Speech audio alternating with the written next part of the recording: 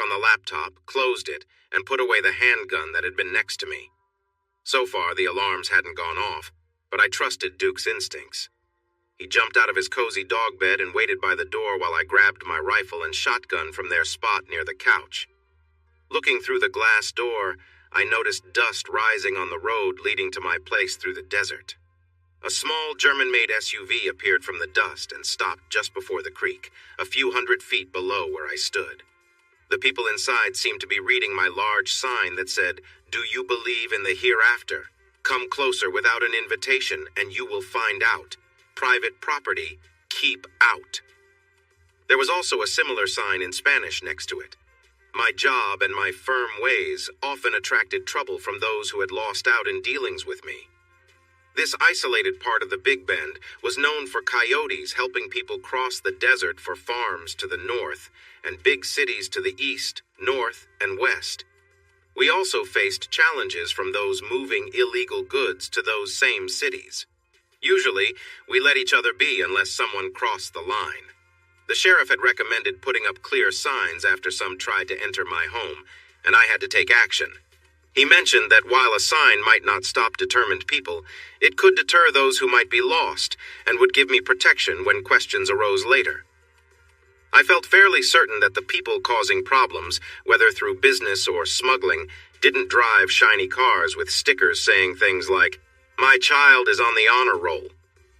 I leaned the shotgun against the wall just inside the door but kept the rifle close to me. The only way to reach my strong home is by a path that begins just across the creek. This narrow road was carved into the rock of my small mountain at a steep angle with the help of heavy equipment. It's tight, with a steep drop on one side and rock on the other, featuring a few sharp turns that aren't for the faint of heart. Despite how often I work on the road, it remains rough. The strong winds here blow away the sand and small gravel, and when it does rain, it falls hard.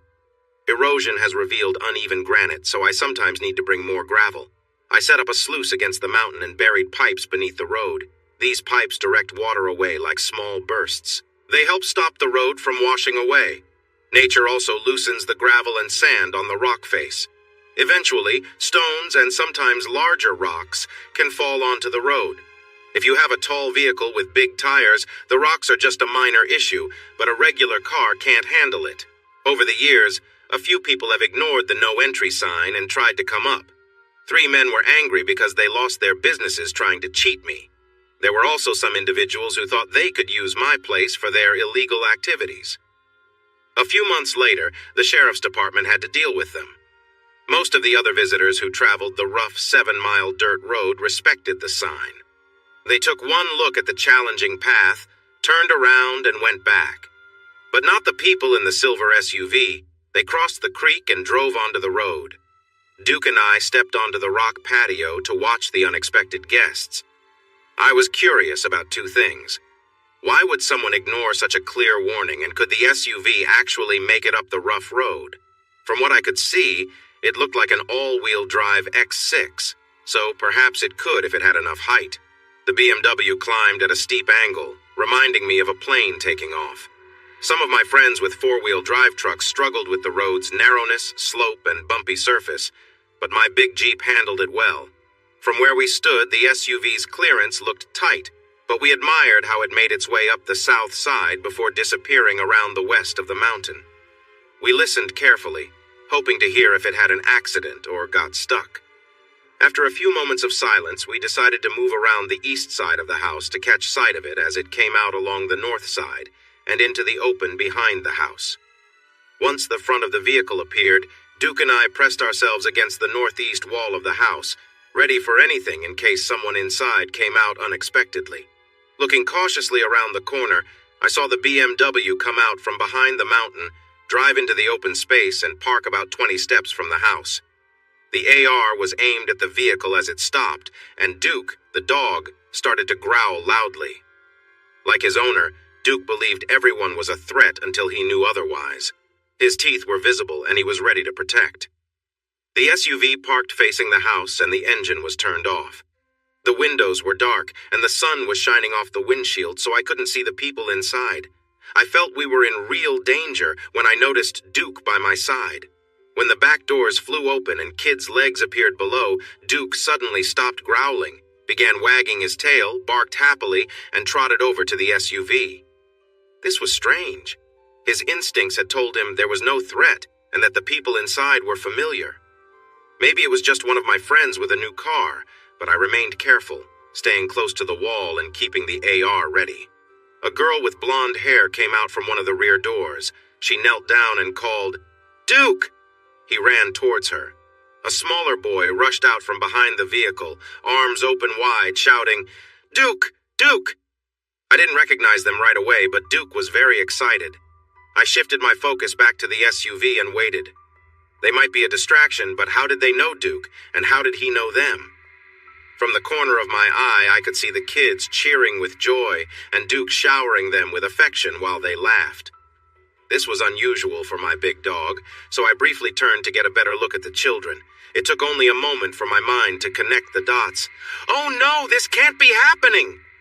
Suddenly, the driver's door swung open, drawing my attention back to the SUV. A bare leg appeared below the door, and then messy blonde hair came into view. I held my breath as the hair rose above the door, hoping for the best. When recognition hit me, I gasped, and the AR followed the driver as she stepped out and walked to the front of the SUV. I fought the urge to act and harm her before she could create more trouble, worried that I might accidentally hurt my kids. My kids. They were 5 years older now, but there was no doubt about who they were. Having made that realization, I was torn between running to hug my children or confronting their mother. I didn't move. I just stood still as the boy and girl played with Duke while the woman watched me from behind her large sunglasses. I probably looked pretty intimidating, standing there in old boots, jeans, and a denim shirt, holding a rifle with a pistol on my hip and a serious expression on my face. I hoped the weapons would keep her from causing any trouble, and I wouldn't have to take drastic actions in front of her children, though the thought did cross my mind. "Rob, I know we aren't invited, but can we come over without any trouble?" the woman said, smiling at me. At that moment, the lovely young girl and the boy stopped playing with Duke and looked at me with hopeful eyes. 5 years ago, I promised myself I would keep them out of my life, but holding a grudge against kids who were so young at the time felt unfair, even for someone like me. Besides, I wanted to see them again. "The kids can come over, but you need to keep your hands in the air so I can see you're not hiding anything dangerous," I replied. She laughed, which surprised me. "Go ahead and check me if you want, but I promise I'm here for a good reason," she said, walking toward me with her hands up. "Sure, your promises mean a lot," I said under my breath. Still, I longed to hug my kids, and I figured I could take care of her if it came to that. So I leaned the rifle against the wall and looked back at my kids, who were watching me with hope. Duke ran toward the woman, wagging his tail. I wanted to warn him, but then my daughter called out, "Dad!" I waved them over and they ran to me. I knelt down, picked them both up, and hugged them tightly. The woman bent down to pet Duke and whispered sweet words to him. He wagged his tail and made happy noises in response. I quietly decided to give Duke less of his favorite treats for playing with her. After a moment, my son, Logan, pulled back and looked at me seriously.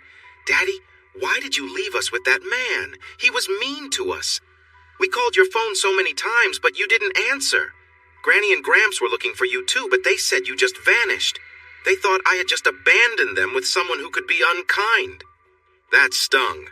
I shot a frustrated glance at the woman, who still seemed more focused on Duke than on my anger. I looked back at my son and explained, sharing how she had clearly put me in a bad place. "Son, you were only 2 then, but Mommy chose that man instead of Daddy, and you all moved into his big house. When I came to see you, you and Grace told me how Daddy Robert bought you things, took you on his boat, and flew you to Disney World on his private plane. You said you were going to the beach that afternoon with Daddy Robert, but maybe you could see me another time." So I gave Mommy the divorce she wanted and moved away, like she asked.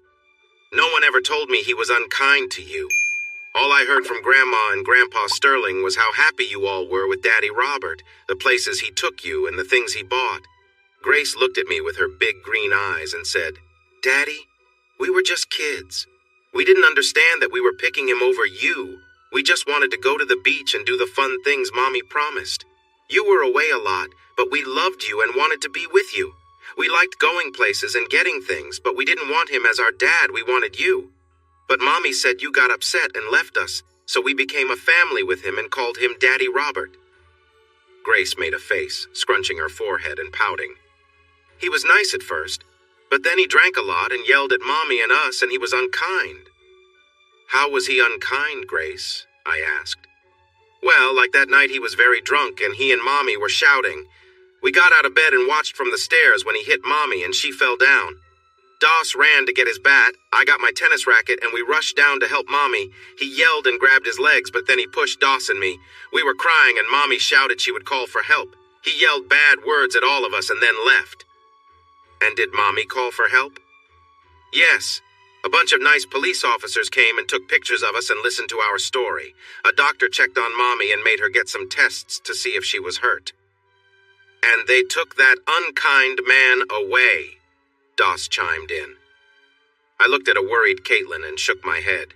She looked down at the floor, while I felt upset. "So, do you still think that was the right choice for you and the kids, Caitlin? That's what you told me when I confronted you about being with him. I'm sorry, Rob, but I have to do what's right for me and my kids. Remember that?"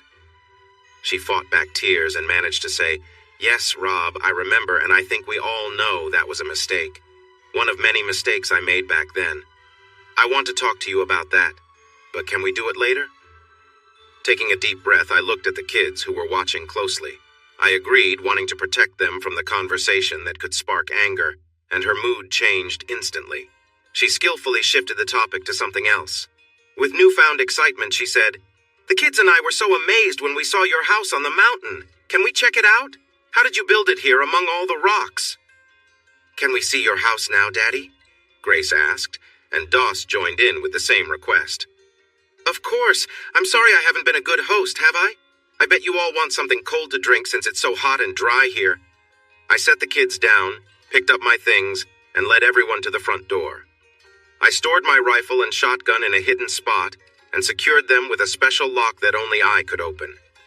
They both wanted soda, so I handed each of them a Dr. Pepper in a plastic cup filled with ice. Caitlin stayed quiet, so I poured her a glass of sweet tea with fresh mint. When she saw it, her eyes filled with emotion. "You remembered?" I shrugged. "Yeah, I remember. We were married for 5 years before you moved on." She looked away, hurt by my words. Maybe that was a low blow, but I felt frustrated. The kids stood in the middle of the open space that combined the living room, dining area, and kitchen. They were excitedly pointing at the thick glass wall that offered a view of the mountains. They also looked through the sliding glass doors toward the wide, dry land of the desert. All the glass was strong and safe, able to withstand heavy hits. A steel curtain could come down to provide extra protection and block the view outside. The floors in the house were made of large red tiles, except for some exposed granite that added character to the living room where chairs and couches surrounded it. A patio wrapped around the east and south sides of the house and turned into a covered porch at the southwest corner. It had an area for a barbecue, smoker, grill, and a small oven outside. There was a sturdy wall made of adobe on that side, shielding us from the hot summer sun and cold winter wind, making it comfortable to enjoy year-round. A long counter stretched along the wall. About 2/3 down was a double sink, and in the corner there was an old storage box. When you opened it, you found cooking supplies, spices, and utensils tucked inside. Under a covered area, there was a large wooden table that could seat 16 people, along with a taller table with 4 high chairs. I love to cook outside, so I have everything I need right here. A tall wall surrounded the entire patio, making it hard for anyone below to shoot up at someone on the patio. This wall offered good protection, allowing someone to hide behind it safely. In the middle of the patio stood a wheeled brass cannon facing the road and creek. Nearby, 3 cannonballs were stacked in a holder, and there was a sturdy waterproof box next to the cannon. This box held powder and wadding, along with extra cannonballs and a rammer. A soft cushion on top made it a nice spot to sit. Scattered around were folding chairs, and 2 cozy couches formed a gathering space near the cannon, each paired with a glass coffee table. The house was built from adobe bricks and covered in stucco. The thick walls helped keep the house cool in summer and warm in winter. Inside, the walls were framed and protected by strong fiberglass panels, which were then covered with wooden panels. The adobe and panels were so tough that it would take a very powerful bullet to get through. There were openings in the walls at shoulder height in each room. These could be used for safety if needed. This design had been common in homes and forts for many years, so I thought it would be a good idea for my own home. When I asked everyone what their favorite part of the house was, Doss said he loved the cannon. Grace liked the big fireplace in the living room, and Caitlin was a fan of the large shower in the master bathroom. The shower had several shower heads and a big overhead shower, too. She jokingly asked if I had gatherings there, but her smile faded when I raised my eyebrow and shrugged in response. The master suite was spacious, taking up the entire west side of the house. The bathroom, sinks, and dressing area were along the north side. There were 2 smaller bedrooms sharing a bathroom on the south side, and next to the shower was a room with a metal door. I showed them everything, but chose not to share details about the metal door. My curious daughter asked, "Daddy, what's in this room?" "That's a special room," I said. "The door is made of metal and locked because I keep my tools inside. In this area, there are not many law officers, so I need to protect myself. Sometimes people who don't follow the law come here, so I have what I need to stay safe from anyone who might try to harm me or Duke." Grace seemed curious, and Doss was bouncing with excitement. "Daddy, can we see your tools? Please, Daddy." I glanced at their mom for her okay. She nodded but looked a bit worried. The door had a special lock that required my thumbprint. I pressed it and waited for the sound that meant it was open. If I allowed Doss, I was sure he would spend all day in there, looking at each tool and asking questions about what they did. I gave him short answers and let him hold a few items while his mom looked surprised and a little shocked. "Are you getting ready for a big fight?" she asked dramatically. "Not really, but if things get rough with some tough people, I want to be prepared." "Okay, I get it, but do you really need things like rocket launchers? Are they even allowed?" "I believe in the right to own these tools, so yes, they are." She shook her head, unsure, so I invited everyone outside, saying I would show them more interesting things. Doss left a bit sadly, but Grace was happy, and Caitlin looked like she thought I was preparing for something big. Once we were outside and the door was locked, I said, "I call this my desert lair. I have another spot in the mountains that I call my mountain lair." "What's a lair, Daddy?" Grace asked. "A lair is a safe place where you can stay. Animals like bears and lions have lairs where they go when they need to rest or take care of their young. If you try to go into a lair, it can be dangerous, so I put up a sign to keep people away from mine." That answered the kids' questions, but while she stayed quiet, it looked like it gave Caitlin something to think about. I took them to the garage and storage area where the water pump and tank were. We talked about the underground water level here and how I chose this spot because the rock formations let me dig a shallow well to get fresh water. The granite the house is on is different from the taller rock you see to the north. Many years of falling rocks, gravel, and dirt filled the space between the 2 formations. That's how I was able to dig the well and find water easily, and also why I have a good system for waste management. Those 2 factors are rare, which is why you don't see many houses on granite mountains like this one. "Where does the water from the shower, bath, and sinks go?" Caitlin asked. "The gray water is stored in metal tanks outside. I use it to water the plants around the house and the garden behind the garage." She nodded, pleased. The kids and I talked about climbing the taller mountain a bit north and hiking in the desert below. I explained that exploring the mountain or desert needed a lot of planning and gear, but we could start by walking along the creek bed. They liked that idea, but Mom worried, "What about the smugglers?" "I have a 2-seat mule. We can pack the tent, sleeping bags, water jugs, and cooler in it and drive to a good spot to set up. We'll still be within my safe area, and I'll bring protection, so we'll be fine." She was about to respond when Doss complained his stomach was growling. His mom laughed and said that was because he used so much energy he needed to eat often. I suggested we take my Jeep to eat at a place near the highway. Caitlin mentioned she needed to use the bathroom first, and Grace agreed. They rushed inside. Doss asked if he could just pee outside, and I laughed. We both did. Grace came back quickly and rolled her eyes, saying it would take her mom a bit longer to get ready. We stood on the patio and chatted for a few minutes, looking out at the winding dirt road that leads back through the desert to the highway. Das told me I lived far down a bumpy road. I explained I did that on purpose because I didn't want many visitors, but I was glad they came. They hugged me and said they were too. Caitlin joined us after a few minutes, looking bright and nice. She smiled at me, tossed her hair, and asked if she looked okay for going to the restaurant. I nodded and tried to look away. I wondered how she would catch the attention of the locals. I still felt some frustration towards her, but it had eased as the day went on. After all, she had given me 2 lovely kids, and now they were here visiting. I wasn't sure what her intentions were unless it was simple they wanted to see me and she was willing to handle my feelings to bring them. Yeah, why are they here? I need to stop getting distracted and figure out what is going on. A woman like Caitlin doesn't just take her kids for a long drive from River Oaks to a place called God's Junkyard without a reason. I hope she will tell me her reason when we have the talk she mentioned for later. The kids were excited when I backed my Desert Sand Wrangler Rubicon out of the garage. The engine rumbled, and country music was playing loudly. They climbed into the back with a little help from Mom, who needed a bit of aid herself to get into my tall Jeep, even with the step. I turned the music down so we could chat while we drove down the winding road and crossed the creek. I stopped briefly, picked up my phone, and turned on the safety alerts. When the kids asked what I was doing, I told them I had sensors around our property to let me know when someone was coming near. Caitlin looked at me oddly but didn't say anything. 15 minutes later, we arrived at La Kiva.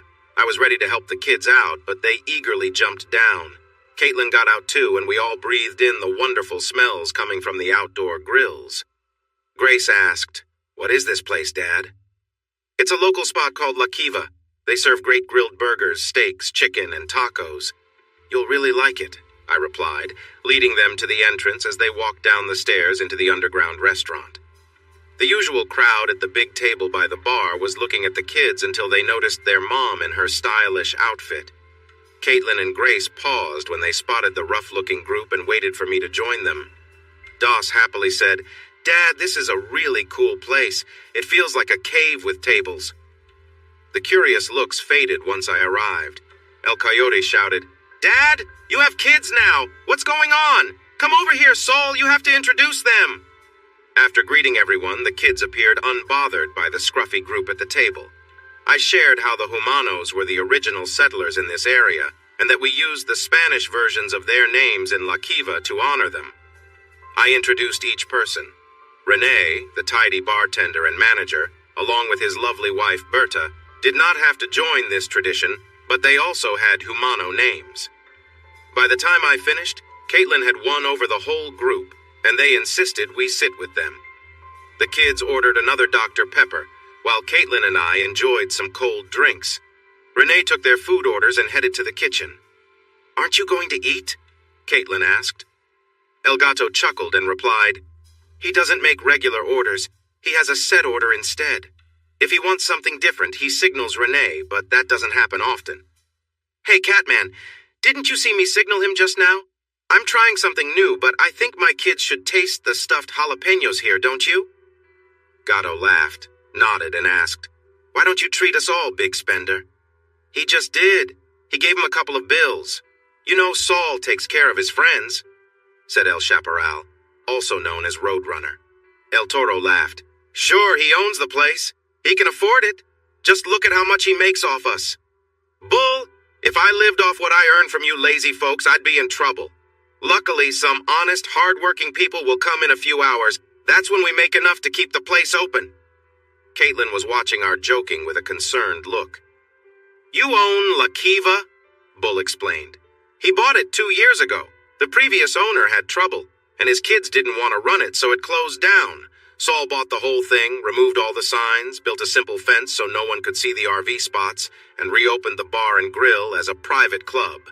He didn't know much about running it, but he knew what he liked and hired Renee and Berta. They turned this place into the local favorite. Saul doesn't advertise because the Big Bend is a popular tourist spot in Texas, and people from Houston were taking over, and they were nothing compared to the visitors from the north who would call everything charming while complaining about the heat. So far, we've kept this place quiet thanks to our benefactor, who requires that you have a member sponsor you before applying for membership in this private club. All right, Doc, enough about that, Coyote interjected. Your voice might carry out of the Kiva and reach a group of noisy visitors from Connecticut who might rush up to see our little cafe. The kids were bored by the adults' talk and wandered off to explore what we jokingly called the veranda, the shelf extending from the cave along the creek bank. I had put in an air curtain to keep the cool air inside, but it was nice outside now, so it wasn't needed. Are there fish in that creek? Doss called out. Not really, son, Bull replied loudly. It stays dry most of the year, and no fish can grow quickly enough during the rainy season to get big enough to catch. Ask your dad to take you to the Rio tomorrow. He knows all the best fishing spots there. He always brings back big catches when he goes fishing, though he doesn't go often enough. Yeah, Saul, when are we going to have another fish fry? Asked Gatto. It won't be soon. I'm heading to the Davis Mountains and north this weekend. I'll be gone for a week or two, maybe after that. The discussion at the table shifted to the cool spring weather, the many flowers, and what it might mean for the future. As they chatted, their Texas accents popped up, showing their education and intelligence, which Caitlin noticed. She looked at me with a puzzled expression, so I quietly explained while they kept talking. They're not quite what they seem, are they? Bull, or Doc, has a PhD in geology and just retired from Sully. He's my close friend and helps me with oil investments. No one knows more about what's below and above the ground in West Texas than Doc. Coyote is an oil man from Houston. He's had ups and downs with his fortunes, moving to his ranch near Terlingua, where the little money he has left goes further than in River Oaks. He sold me his plane after his wife passed away, saying he had no one to visit anymore and wanted it to go to someone who would use it. Gatto, also called Catman, was a land developer in the DFW area. He moved down here 20 years ago but couldn't resist buying some land he got a good deal on between Fort Davis and McDonald Observatory. He sold it in pieces to friends, including me, and that's where I'm going this weekend. Chaparral is a Mexican whose living situation is unclear, but he's important because he understands what's happening across the river and warns us of any trouble. He probably has more gadgets than I do and isn't afraid to use them. The quiet one is known as El Saguaro, like the cactus. His name means something like guardian because he's always watchful. He sees and hears everything, and we've all seen him react in tough situations. Doc thinks we should call him Peligroso, which means risky because he's quite something when action is needed. We think he's from the military or police, but he has never told us, and it's not polite to ask. I like them, she said softly. That added some points to her score with me, though she still had a lot to make up for her earlier actions. Food arrived, the kids came back, and they ate voraciously. I enjoyed my center-cut sirloin with asparagus and a salad, nodding to the chef, who smiled and came from the kitchen. Doss raved about his hamburger and bun. Grace said her fajitas were the best she had ever tasted, and she had no idea tortillas could be this good. Caitlin chimed in, Berta, this is the best grilled salmon I've ever had, and those grilled vegetables are amazing. What ingredients do you use to get that flavor? Berta listened closely, thanked the kids, and told Caitlin, I could share, but then my boss would have to make it a secret. Those are his special ingredients. Better not tell me then. I wouldn't want to give him a reason, Caitlin replied sadly. This little joke got the sympathy and support of everyone at the table, plus Renee and Berta. They all looked at me with disapproval. I shrugged. It's a long story, best not shared. Besides, she knows I wouldn't harm her over something like that. The table fell silent, which was unusual for such talkative people. I don't usually share much about my personal life. Just then we heard the loud sound of kids running down the stairs with parents shouting, Don't run! You might get hurt! 3 excited kids between 6 and 11 years old burst into the room. The 2 younger ones ran right to Tia, Berta, and Uncle Rene, who scooped them up. The 10-year-old girl, wearing a white dress and sandals, came to me, kissed my cheek, and settled into my lap. Only after sitting did she notice the new kids at the table who were frowning at her. Tio Rob, who are they? She asked.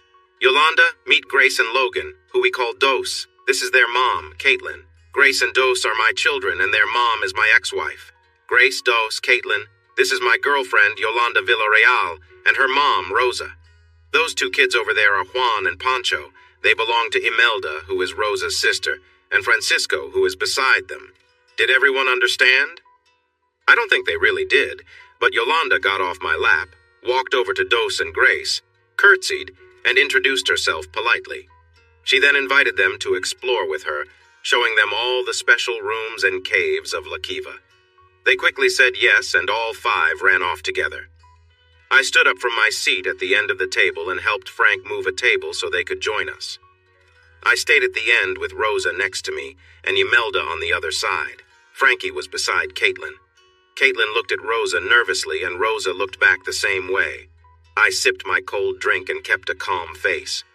The new guests ordered my usual, and we enjoyed beers or margaritas while chatting about upcoming events in our quiet corner of Texas. Caitlin remarked, "You all have a lot happening for a place that seems so empty." Doc smiled and shared some information. There are about 9,300 people living in Brewster County, mostly in Alpine, Marfa, Marathon, Lajitas, and Terlingua. Alpine has about 6,000 people, Marfa has nearly 2,000, and Lajitas, Terlingua, and Marathon have 200 to 300 each.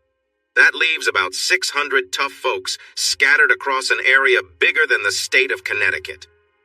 When you don't have many neighbors, you learn to appreciate the ones you have, even if they are a bit difficult like El Sol or any of these other old fellows. I'm just glad there are young people and families around. Sometimes this place feels a bit wild until Rosa, Imelda, Pancho, and their kids show up. Caitlin smiled brightly and said, "Oh, I don't believe that. Everyone here has their own charm." This made others shake their heads and say, "You don't know us very well." But it also encouraged Doc to buy a round for everyone. The newcomers enjoyed their food, and we kept the drinks coming. At some point, Frankie put a quarter in the jukebox and asked his wife to dance to a classic Tejano song. Rosa quickly asked me to dance, and she snuggled close as we moved. Another song played, and we stayed on the dance floor, giving her a chance to ask about my past family. To my surprise, El Saguaro, who hardly spoke or interacted, took Caitlin onto the dance floor. He showed us that his skills in movement were impressive. They looked great together. The tall blonde and the strong brown-eyed man danced like they had practiced for years. I felt a hint of jealousy and led Rosa back to the table. Caitlin and Saguaro kept talking, and then Saguaro played a cumbia song. After a quick lesson, Caitlin danced with skill, making Rosa look a bit jealous. Everyone knew Rosa had a crush on Saguaro, but he hadn't given her much reason to believe there was hope. "Come on, Rob, let's show them how it's done," Rosa challenged.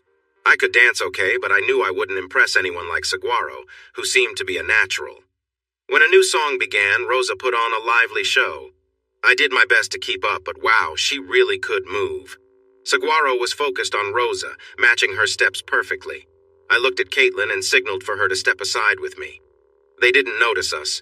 We sort of danced while watching them, each lost in their dance-off. The song ended and everyone cheered. They laughed and looked for their partners, but the next song began playing. Rosa glanced at Saguaro. He stepped forward and held out his hand, and she moved close to him as they danced together smoothly. As I watched Rosa's happy moment unfold, Caitlin took my hand. When I turned to her, she got close and began to sway with the music. Against my better judgment, I held her close. I tried to keep some space between us, but she wouldn't allow it. Being near her brought back memories of the warm sun on the beach, and I could feel her trembling. Her hair still smelled like lilacs, just as it had years ago, and I got lost in the memory. For a moment, the 5 difficult years that had passed seemed to fade away. Instead, I felt a sense of peace, having my children nearby and this familiar person in my arms. When she looked up at me, her face so full of emotion, her eyes silently asking, it felt right. I was tempted to lean in closer, drawn by the feelings we once shared. As I leaned in, she closed her eyes and waited. I felt her breath, but then I stopped, realizing my mistake. Pulling back, I rested my chin on her head and we simply danced. She held me tighter, and soon I felt her tears against my shirt. When the music ended, she hurried off to the restroom. I grabbed another drink, brushing off the curious glances. "Renee, let's get another round. I'll help serve." After that, I didn't dance again, and neither did Caitlin. Instead, we sat with the others, drank beer, and joined in the lively conversation around the table. Caitlin wasn't a big drinker, but she managed to keep up with the rest of us for a while. Eventually, though, with most of the table tipsy and the kids fast asleep in the spare room, El Toro couldn't resist asking the question. "So, you two, what's the story? You've got two great kids. You seem perfect together, and I can tell there's something there between you. Why are you out here in the middle of nowhere and she's in Houston?" Caitlin looked at him, still a bit tipsy, but she answered calmly. "Once upon a time, there was a young woman, sheltered and inexperienced. She got caught up in the lies of someone who took advantage of her. She was told her husband didn't care, that he wanted to be away from her, off with other people. In her loneliness and anger, she made some bad decisions and ended up in a situation she never thought she'd be in." She paused, her voice steady despite the weight of her words. Once she realized her mistakes, she felt trapped and thought there was no way out. She believed the false promises of a better life, chasing dreams that were never real. He also promised to be a loving and caring husband who would support her and her children every night and weekend. When her husband, who had been away, came back and confronted her, she told him she wanted a divorce. She still loved him but believed it was the right choice for herself and the kids. Her heartbroken husband agreed when their children, who had been guided in what to say, expressed their wish to stay with their mother and Robert. He signed the divorce papers prepared by Robert's lawyer and left. No one knew where he went, but a few months later, Robert's situation began to crumble. It turned out that her ex-husband had been the key to the company's success, something Robert resented as much as he resented his father's respect for his rival. Robert had been sending the husband on long trips so he could pursue the unsuspecting wife, which, unfortunately for him, had worked out. Eager to show his business skills, Robert invested in projects that failed, draining the company's resources. He played fast and loose with business practices, kept false records, and broke many rules. Less than a year later, the board chairman insisted on a thorough investigation. Before it was done, the FBI showed up about his business dealings in the Middle East and Africa. By the time their investigation concluded a year later, Robert had lost his job and was heading to prison for various serious crimes. Before any of this happened, the wife had married Robert. At first, he was caring and generous, spending money on her and the children and taking them on trips. While things were not perfect, he seemed to keep his promises for a while. However, when difficulties arose, he blamed her and her ex-husband. As his situation worsened, he became abusive, which she mistakenly thought she deserved. But when he turned to the children, she called for help. She filed for divorce right after leaving the hospital the next day. Fortunately, she received half of what he had just before he lost the rest in court. Feeling ashamed, she sold the house, moved her kids into a new place, and tried to make up for her past choices. Years went by, but a problem remained. She still had feelings for her first husband, and the kids made it harder by asking when they could see their dad. Determined to find closure, she hired a private investigator who traced him back to the Big Bend and Davis Mountains. She packed their bags, loaded everyone into her SUV, and drove from Houston to Alpine. After asking for directions at a store in Study Butte, she found the man she had hurt living in a remote place atop a granite mountain. Even though he arrived without being invited, he was friendly and polite. He treated everyone well, even the wife who had hurt him. And here we are, eating and drinking at La Kiva. The table stayed quiet for a long time, as if everyone was too scared to speak after hearing her story. Finally, I decided to say something. If I remember correctly, the wife of 4 years, who is quite smart, encouraged her husband to accept a big promotion, even though he warned her it would mean a lot of travel. When she complained about him being away too much, he reminded her of that warning and even offered to quit to find another job. This was a big deal since he was part owner of the company and knew it might fail without him. He knew his business partner, Robert, wasn't capable of managing things well. He also warned her that Robert didn't like him because their fathers were best friends, and he had been named after Robert's father before Robert was born. Robert's father saw potential in him and taught him everything about the business. But he also saw that his son lacked strength of character. So when he retired, he made Robert CEO, but kept much of the power with the chairman and another vice president who was Robert's rival. This caused more tension between them. The husband also warned his wife that Robert was interested in her, partly to get back at him and partly because he found her attractive. She dismissed his concerns, and when he became suspicious, she, along with her lover, lied to him. It was only when he confronted her with proof that she admitted the truth, saying she was acting in the best interest of their children and herself. She and her lover even turned the kids against him, instructing them on what to say to hurt him. The husband was crushed. Feeling heartbroken and abandoned by those he cared for, he decided to leave his family and the business. Fortunately, he was clever enough to sell his shares back to Robert before he left, which pleased Robert at first. But soon he realized that it was the husband who had been key to the company's success, and that his shady actions might come to light. Did the husband speak to the chairman, a retired Air Force general, about Robert's dealings with some people overseas? Yes, he did. Did he suggest that an audit might be necessary? Yes, he did that too. Was he unfaithful while away? No, he remained loyal to his wife, even after everything. Now, with all that settled, I think I'll take the kids and our storyteller back to my house to sleep. Rob was sitting on the patio with a cup of coffee as the sun rose. He spent the first hour lost in thought, going over what had happened the day before and the night before. He especially remembered Caitlin's story about her past choices from 5 years ago. He also thought about how his kids had embraced him and his unusual way of life. A part of him wanted to confront Caitlin, to make her talk about her betrayal and take responsibility for her actions. But she appeared ready to share everything and seemed to have accepted her part in it, at least to some extent, in front of strangers. Although confronting her might satisfy his need for answers, he worried that it could cause her and the kids to leave and return to Houston or wherever they lived now. He was just starting to reconnect with his children, and Caitlin seemed genuinely sorry and willing to work things out while still being her lively self. So why risk pushing them away? Choosing what to do was tough. The first choice was simple: keep his kids with him. The next was harder. Should he confront Caitlin, risking her leaving with the kids, or should he ignore the past and try to keep things friendly, focusing on showing them the beautiful Big Bend area he loved? By the time Caitlin joined him with her coffee, he had made his choice and started planning their day. Then he remembered they hadn't talked about how long she intended to stay. Was it a few days, a week, or were they heading back today? He decided to ask. Rob, I took the kids out of school and set them up with a homeschooling plan so we could be here. Actually, it was their idea. They insisted on coming to see their dad. Grace, who remembers you better because she's older, was really eager, but little Doss wanted it even more. We didn't know if you would want to see us, so we have no set plans.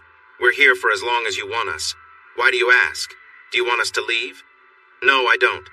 The kids seem happy to be here. Their excitement about seeing me and my different lifestyle, including my unique friends, surprises me.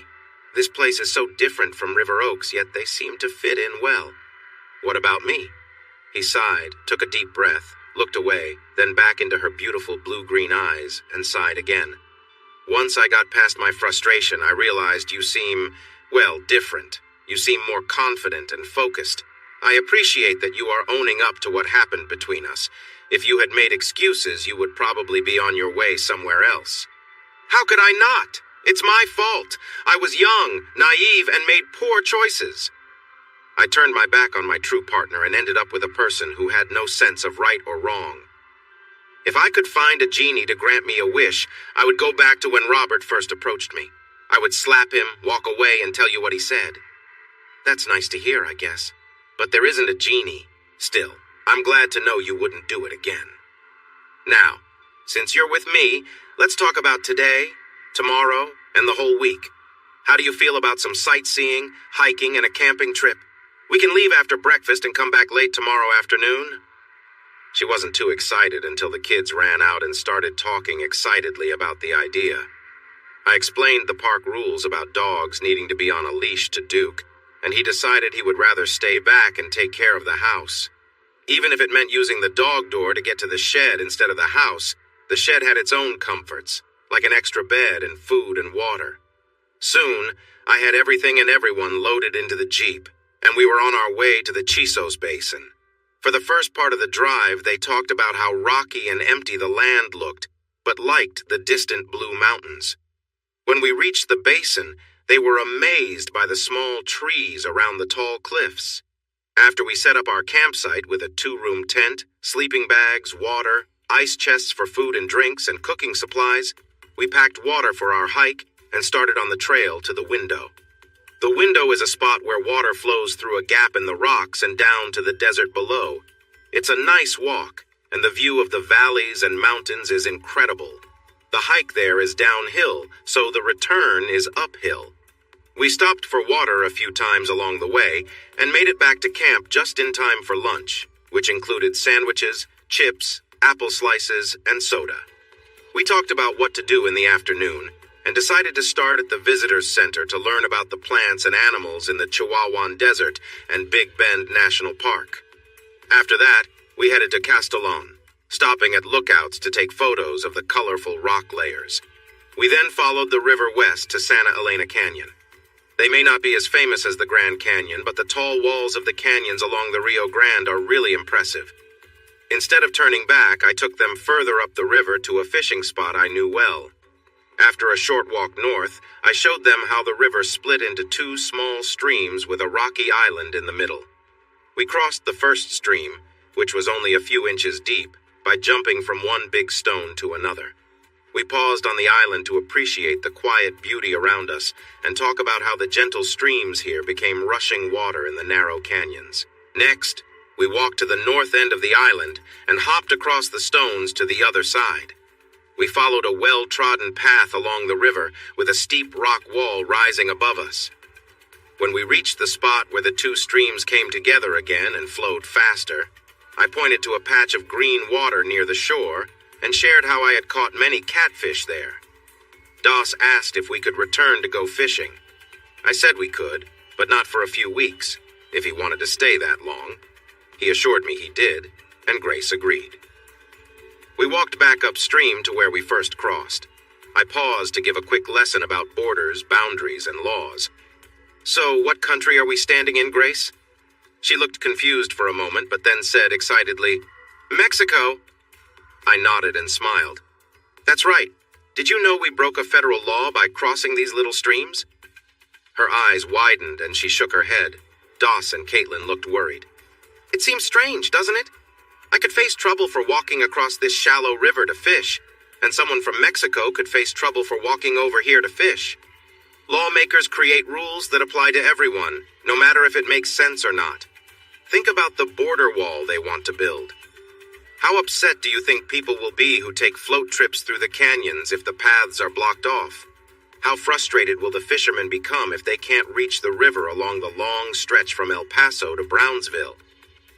What about those who fish on Lake Amistad, which was a project shared between Mexico and America? Do you think they'll be happy if it's fenced in? And what about ranchers who will have fences far from the river because that's the width of the floodplain there? Do you think they will be pleased to lose good land for their cattle and the chance to enjoy the river? Sometimes what seems like a good idea for some people isn't good for others in different areas. That's why people who live here don't always agree with every law or government rule. Many laws that work for big cities like Philadelphia, New York, or Los Angeles don't fit the needs of places like Terlingua or Study Butte. To see it another way, the border between Mexico and California, Arizona, and New Mexico is just an imaginary line in the sand. You can put up a fence or wall along that line, but neither country gives up any of its land. You know, like landowners do when they put up a fence. In Texas, the border is in the middle of the Rio Grande River, and you cannot build a wall right down the center of the river, especially not in lakes like Amistad and Falcon that are also part of it. So if we want to build a wall on Texas land, we'll lose access to some American land. As you can see, we would have to keep the wall back from the river's flood area, or it could be washed away in floods. Here, it would need to be built on that flat land up high, but there are deep canyons that cut through this area. No one can put up a wall down the steep sides, across the bottom, and up the other steep side without ruining a lot of land with heavy machinery. Even if they could, the road would be in a place that is hard to reach, and we wouldn't be able to use it. Sure, we all want safety at the border, but are we ready to support making the Border Patrol bigger and giving them the tools and resources they need? Even if there is a wall, determined people will still find ways to get over, under, or around it. We will still need a strong border patrol to keep it effective and to catch those who get past it. Now let's head back into America, and you tell me how different it feels. We took Old Maverick Road, which is dirt, back toward Study Butte. We explored an old shelter, saw the rock chimneys, and then returned to our camp in the basin. Dinner was hot dogs with canned chili, chips, canned peaches, and apple juice. We cleaned up and changed into our sleepwear in the campground bathrooms, then sat around the concrete table at our camp, waiting for the main event. We sang a few campfire songs to pass the time, then sat quietly as it grew darker.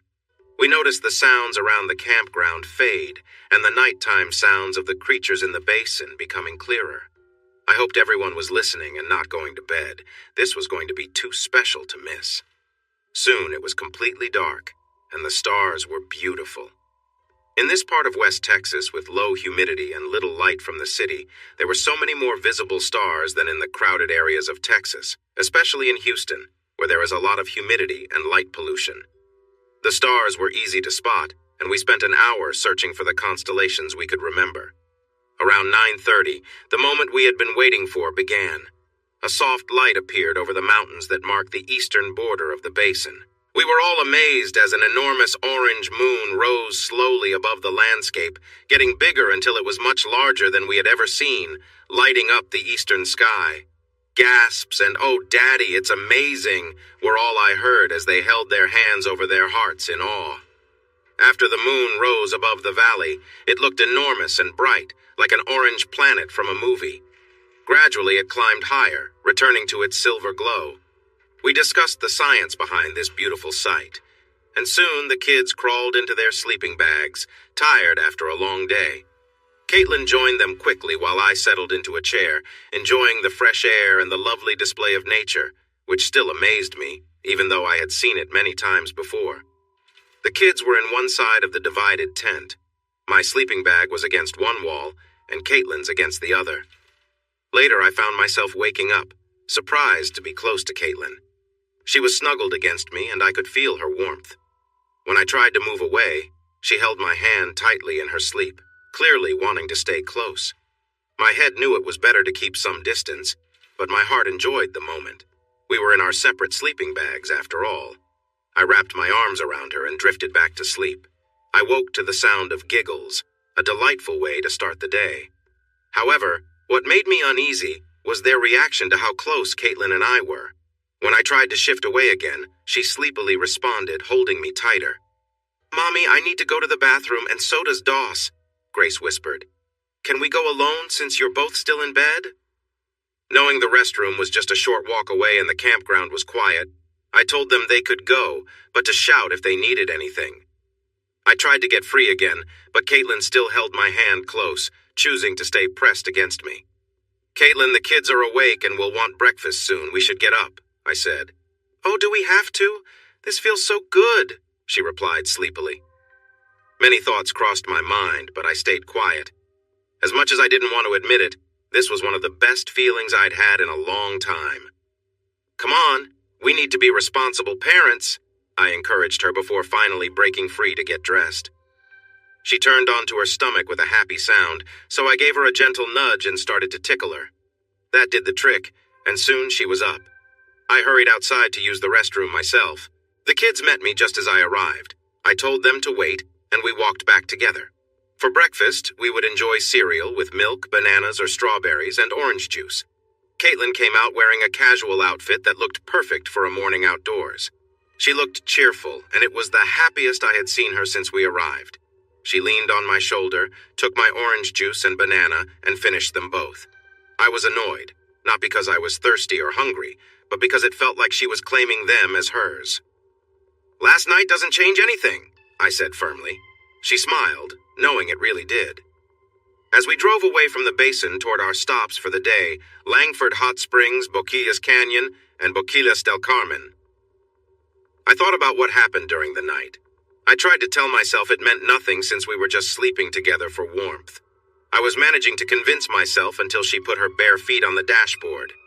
She had chosen to wear a light dress that showed off her lovely legs and shoulders. I was trying to focus on driving, but the sight brought up feelings I wasn't ready for, especially when she propped her feet with pink toenails on my dash, revealing even more of her legs. "Caitlin, is that really the best choice for hiking? Maybe you should think about changing," I suggested. She gave me a sly smile. "Oh no, this is nice and cool, and I have comfortable shoes in my bag for when we walk. Why, don't you like it?" Her question felt a bit teasing. She shifted in her seat, showing more of her outfit, and playfully touched my leg. I almost lost control and swerved off the road. I forced myself to focus, took a few deep breaths, and looked around to spot the scenery to distract myself. Suddenly, her feet were resting in my lap, and she asked brightly, "Do you like this pink on my toes? I thought it matched my dress." I refused to look down, knowing it would distract me even more. Then her heel brushed against me, moving slightly. I knew that if I reacted, it would only encourage her, so I said, "The pink looks great. Now please move your feet before we end up in a ditch." She laughed, rubbed a bit more, then slowly pulled her feet back and tucked them under herself. Well, that was unexpected. This was the lively person I once found irresistible during our best days. Today was going to be quite a long day if she kept this up.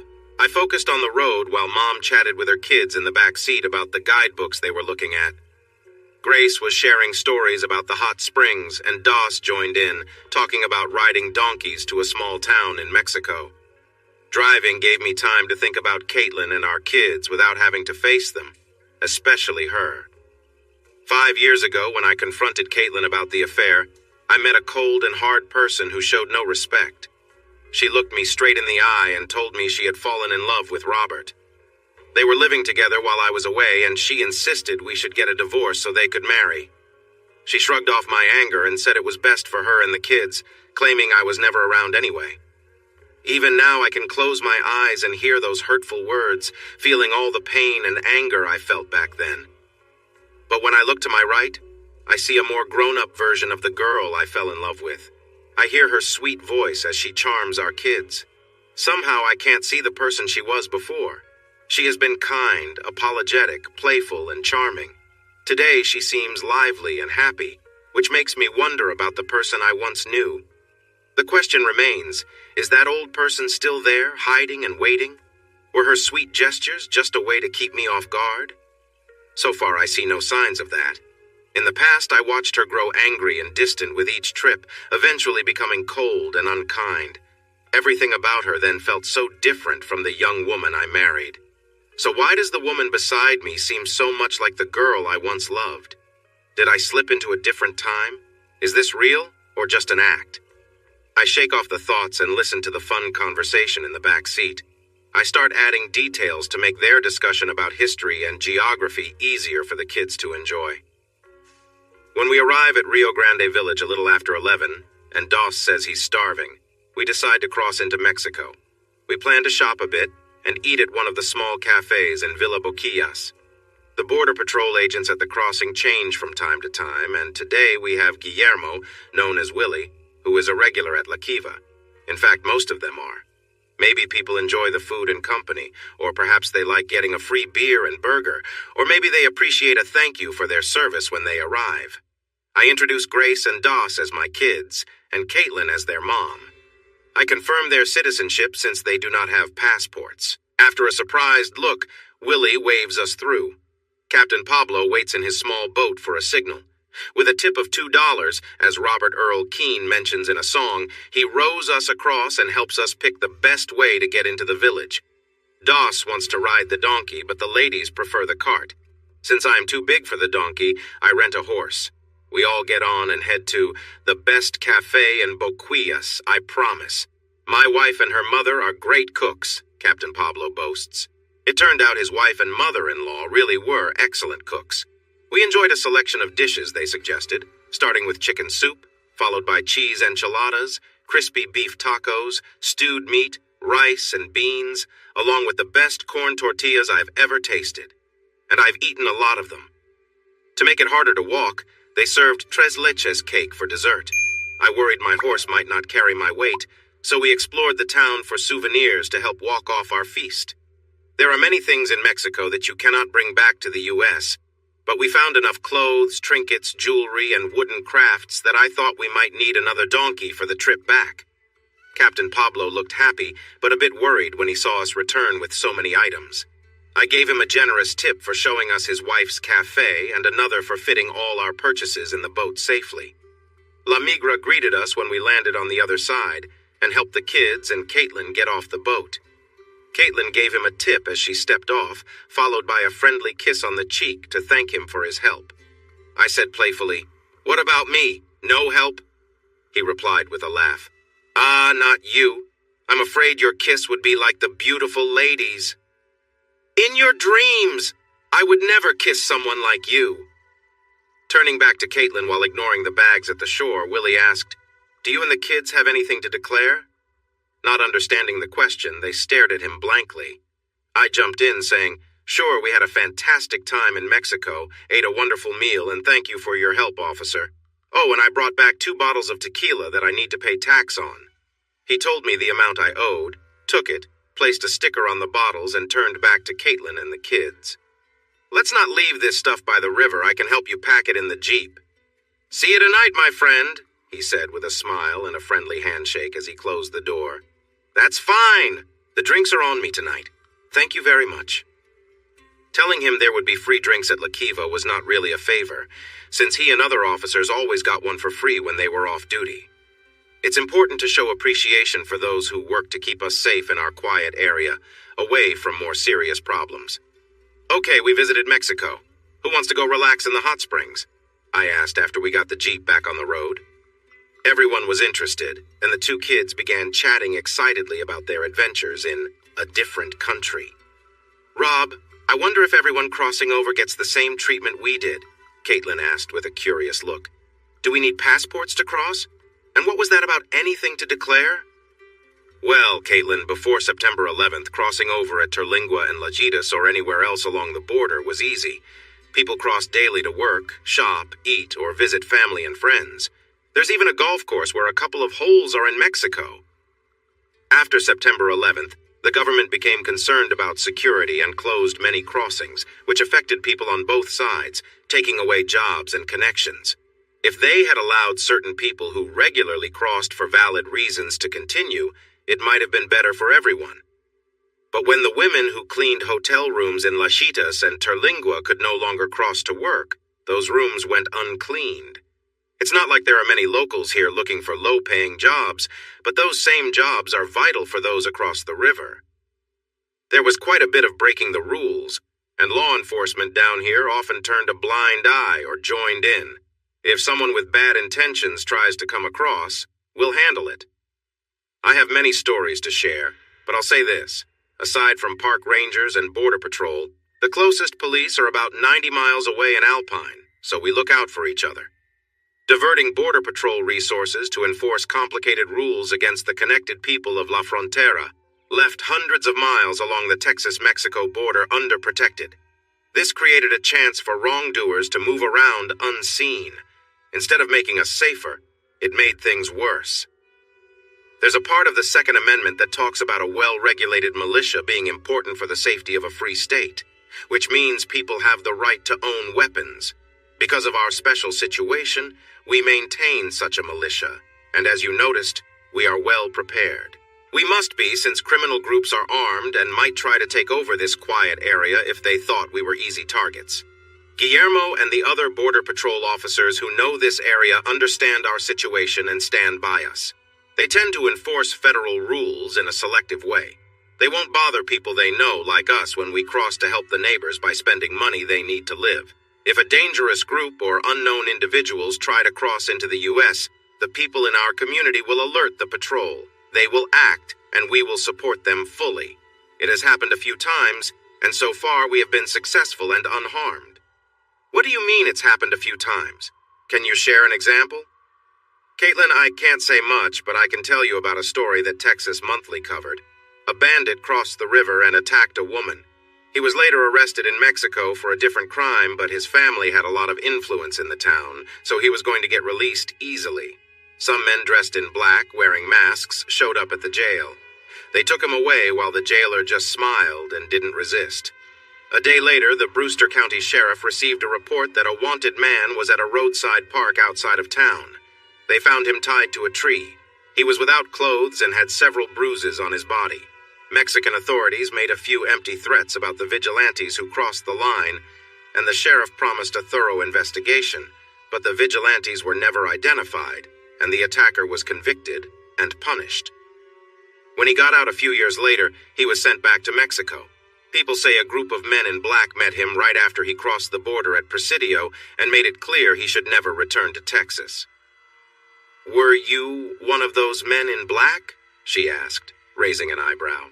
"Their identities are still a mystery, but keep in mind, I've only been here for 5 years. Much of that story happened before I got here." The kids had stopped chatting and started listening a while ago, so I aimed my answer at them. "Generally speaking, we don't think people should take the law into their own hands. However, good people can't just sit back and let bad people take over.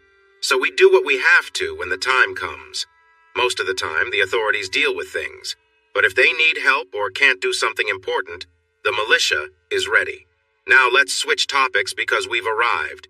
We need to change into our swimwear. I'll park by the bushes. You ladies can change beside the Jeep on that side, and then the boys will..."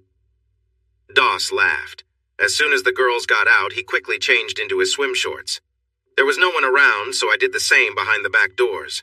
I grabbed a little cooler with drinks, joined them in front of the Jeep, and signaled the kids to lead us down the worn path by the Rio Grande. Caitlin followed the kids. She wore flip-flops and a soft cover-up that left her legs bare. I noticed her legs moving gracefully as she walked, and remembered when they had been close to me. She looked back and caught me watching, smiled, and made a show of climbing over a boulder that had fallen on the rocky path. From her climb, I noticed a few things. Her swimsuit was a little smaller than a regular two-piece. She was as strong and quick as ever, and she seemed ready to tease me whenever she could. We still hadn't had the important talks about what happened when she felt she had betrayed me and what had been going on with her since I left. Somehow we kept doing things together and talking about whatever the kids or Caitlin wanted to discuss. I really should gather everyone around a table to talk honestly. It's likely that what they tell me will be softer than what I've imagined all this time, so it might feel more freeing than upsetting. But not today. Today, we're here to have fun and explore. Maybe tomorrow. There were only 2 cars in the parking lot, a Nissan SUV and a Cadillac Escalade XL. A young couple was sitting by the springs closest to the old wall that kept the river away from the springs. They were sitting on a shelf in the base of the first bathhouse, so focused on each other that I doubted they noticed us. In the far corner, 6 men were loudly celebrating something. They had large cups filled with what I guessed was drinks, given how boastful they were and how loudly they laughed. My instinct told me to leave, as they seemed like trouble. However, they were too absorbed in their fun. So I led my small group to a spring near a rock ledge. It was my favorite spot, and also the farthest from the noisy crowd. I placed the drink cooler on the rock shelf and turned to check on my group again. They were still unaware of us until Caitlin removed her cover-up and tossed it by the cooler. The red bikini she wore was modest, but it looked great on her. As if it were normal, her kids ignored her and started jumping around, chatting about how warm the springs were and why they smelled a little strange. The 6 loud men, however, stopped their celebration and stared. I set my shirt down beside her cover-up and glanced at my daughter and her mother with a thoughtful expression. Grace certainly resembled her mom and grandma, and I knew she would be quite beautiful in a few years. That belief came from seeing Grandma Hopkins, who, at 52, maintained a figure very similar to her daughter's and showed hardly any signs of aging. No doubt Caitlin's features had softened as she aged, but in my view, those changes made her even more attractive. She and Grace leaned in to whisper, then placed their hands on their hips, sticking one hip out. "So, do we pass inspection?" Yeah, you 2 could stop traffic. Now, how about we sink into these springs here so those guys can go back to their fun?" That seemed like a good plan, but sadly it didn't go as hoped. I could blame their next actions on drinks and overconfidence, but it might have just been plain arrogance. "Hi, how are you all doing?" asked a tall man in his 30s standing just outside our spot. He was with another well-dressed guy, and both seemed very full of themselves. "We're doing well," I replied. Thankfully, Caitlin ignored them. staying submerged in the not very clear water and playing with the kids. Sounds like you guys are having a great time. Is there something special you're celebrating or just enjoying the day out? Oh, we're definitely celebrating. We just wrapped up a big deal that will make us even richer. Would you and your lovely lady like to join us? No thanks. We don't want to interrupt, and we're here with our kids, so we'll pass. But have fun. Turning to Caitlin as if I hadn't just answered, the arrogant guy asked, How about you, lovely lady? Could we invite you to join us for some fun? Your friend might not be interested, but you seem like someone who enjoys a good time. Caitlin turned to him, gave a disapproving look, and stood up out of the water like a scene from a movie. I didn't hear any music, and the water didn't drip off her in slow motion, but it definitely got the attention of the group nearby until she spoke loudly. I'm not sure why you think a mom playing with her kids, here with her husband, would want to party, but let me be clear. The answer is a definite no. Now please go back to your group, and we'd like to continue having fun. The crowd he came from laughed loudly, and the older man at the front guided them away from the embarrassed young men. Sorry about that. DJ thinks he's really charming and thought you might be interested. We may have encouraged him a bit for some laughs. He owes me a bet because I could see how you look at your husband. I knew how this would go. Again, I'm sorry for interrupting your family time. We're leaving now and hope you enjoy your afternoon. As they left the water and headed down the path, Rob said to Caitlin, You were tough. Rejection like that can really hit hard. A nuclear bomb wouldn't even scratch the egos of that group, she replied with a laugh. They probably think I wished I could be with all of them but was too shy to leave my kids and husband. They were celebrating their big success. You wouldn't turn down the chance to meet a young millionaire, would you? I joked. She eyed me with a playful smile. I'm aiming a bit higher. I have my eye on 100 millionaire, or that's what my old neighbor says when she visits this area. Wow, those are high goals. Not many reach that level. I'm not there yet, but maybe someday with my current business deal. It doesn't help them, though. Their plans are poorly thought out and way too optimistic. But who am I to say anything? We spent about an hour splashing in the water and sharing stories about the history of the place, including the old store and the rooms where visitors stayed. Then we got out, dried off, and walked along the trail, stopping to look at the ruins before heading back to the Jeep. We drove north for the long ride back to my house. I shared stories about the ghost towns nearby and the cinnabar mines that once attracted many people to this isolated and forgotten land, as one old writer called it before the days of roads and cars. You might not know about cinnabar, but it is a type of ore that can be turned into mercury, which has been used for a long time. In the past, mercury was used in tools for science to help find gold and silver, in making special chemicals, and in making felt. Sadly, many people who wore felt hats back then suffered from health issues because mercury is harmful. Now it is mostly used in making industrial chemicals and in electronics, which is why I advised against taking apart electronic devices just to see what is inside, I said. There are also uranium mines, but those are newer and not part of the older stories. Changing my tone, I began to tell a tale. The faraway place and rugged land in this part of the Chihuahuan Desert are filled with mystery and challenge. Early pioneers often faced great dangers in these dry and difficult mountains. Some died or vanished. Others were harmed by local tribes, such as the Apache or Comanche. Some faced Mexican raiders or dangerous outlaws hiding in the canyons. A few were bitten by venomous snakes or came across wild animals, and many simply got lost in the vast desert. I noticed attentive faces in the back seat and the passenger seat as I continued the story of the lost Bill Kelly mine. Everyone enjoys stories of hidden treasure, right?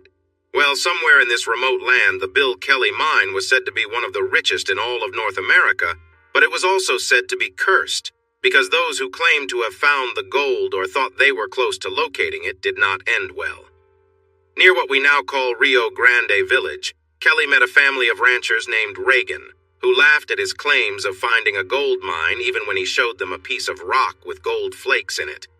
The ranchers knew little about gold and doubted that this half-Seminole, half-African-American man, dressed in rags, knew much either.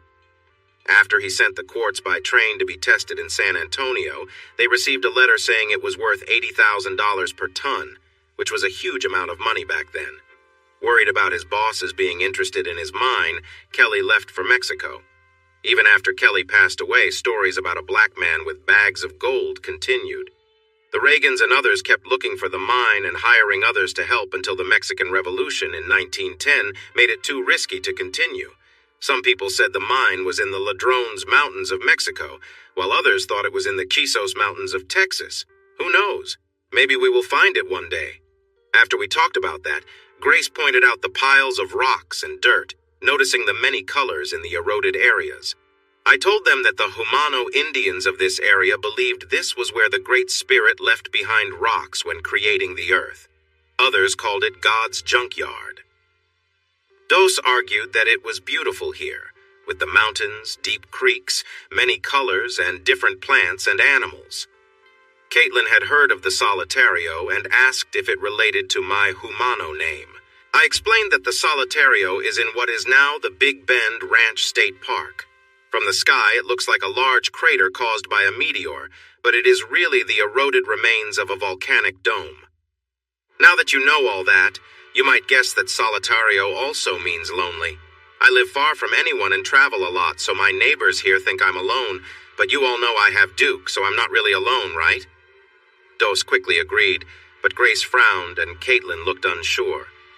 Well, maybe I do miss you two sometimes, I said, smiling at them through the rearview mirror. What about Mommy? Dos asked innocently. His question surprised me, and I needed a moment to gather my thoughts, which made Caitlin start to speak for me. I jumped in. Son, I can honestly say that every day since we parted in Houston nearly 5 years ago, I've thought about my family, you, your sister, and your mommy. Caitlin held back a sudden sob and turned to look out the window. Grace spoke up. We missed you too, Daddy. Let's not ever be apart again, Dawes said firmly. We miss you too much, Daddy. Look at all the fun we have when we're together. Caitlin was hugging herself, looking a bit shaky. I wanted to comfort her, but she needed to deal with her feelings. Duke was happy to see us, but we were hungry, so we changed and took him with us back to La Kiva. He was our guide for this trip and needed to greet everyone before coming back to stand next to Doss and Grace, his tail wagging happily. The group was chatting as usual, but since it was after 7 and very busy, there were no tables or chairs for us to join them. Daddy, there's nowhere to sit, Grace pointed out. There's a place. Follow me. I walked to a sliding door on the wall and opened a small room with 5 tables. Renee had 3 waitresses and a waiter working tonight, so using this area shouldn't be a problem. But I wanted to check with him after seating my family. When I finally spoke to him, Renee said it was fine and offered that I could help with serving if things got too hectic.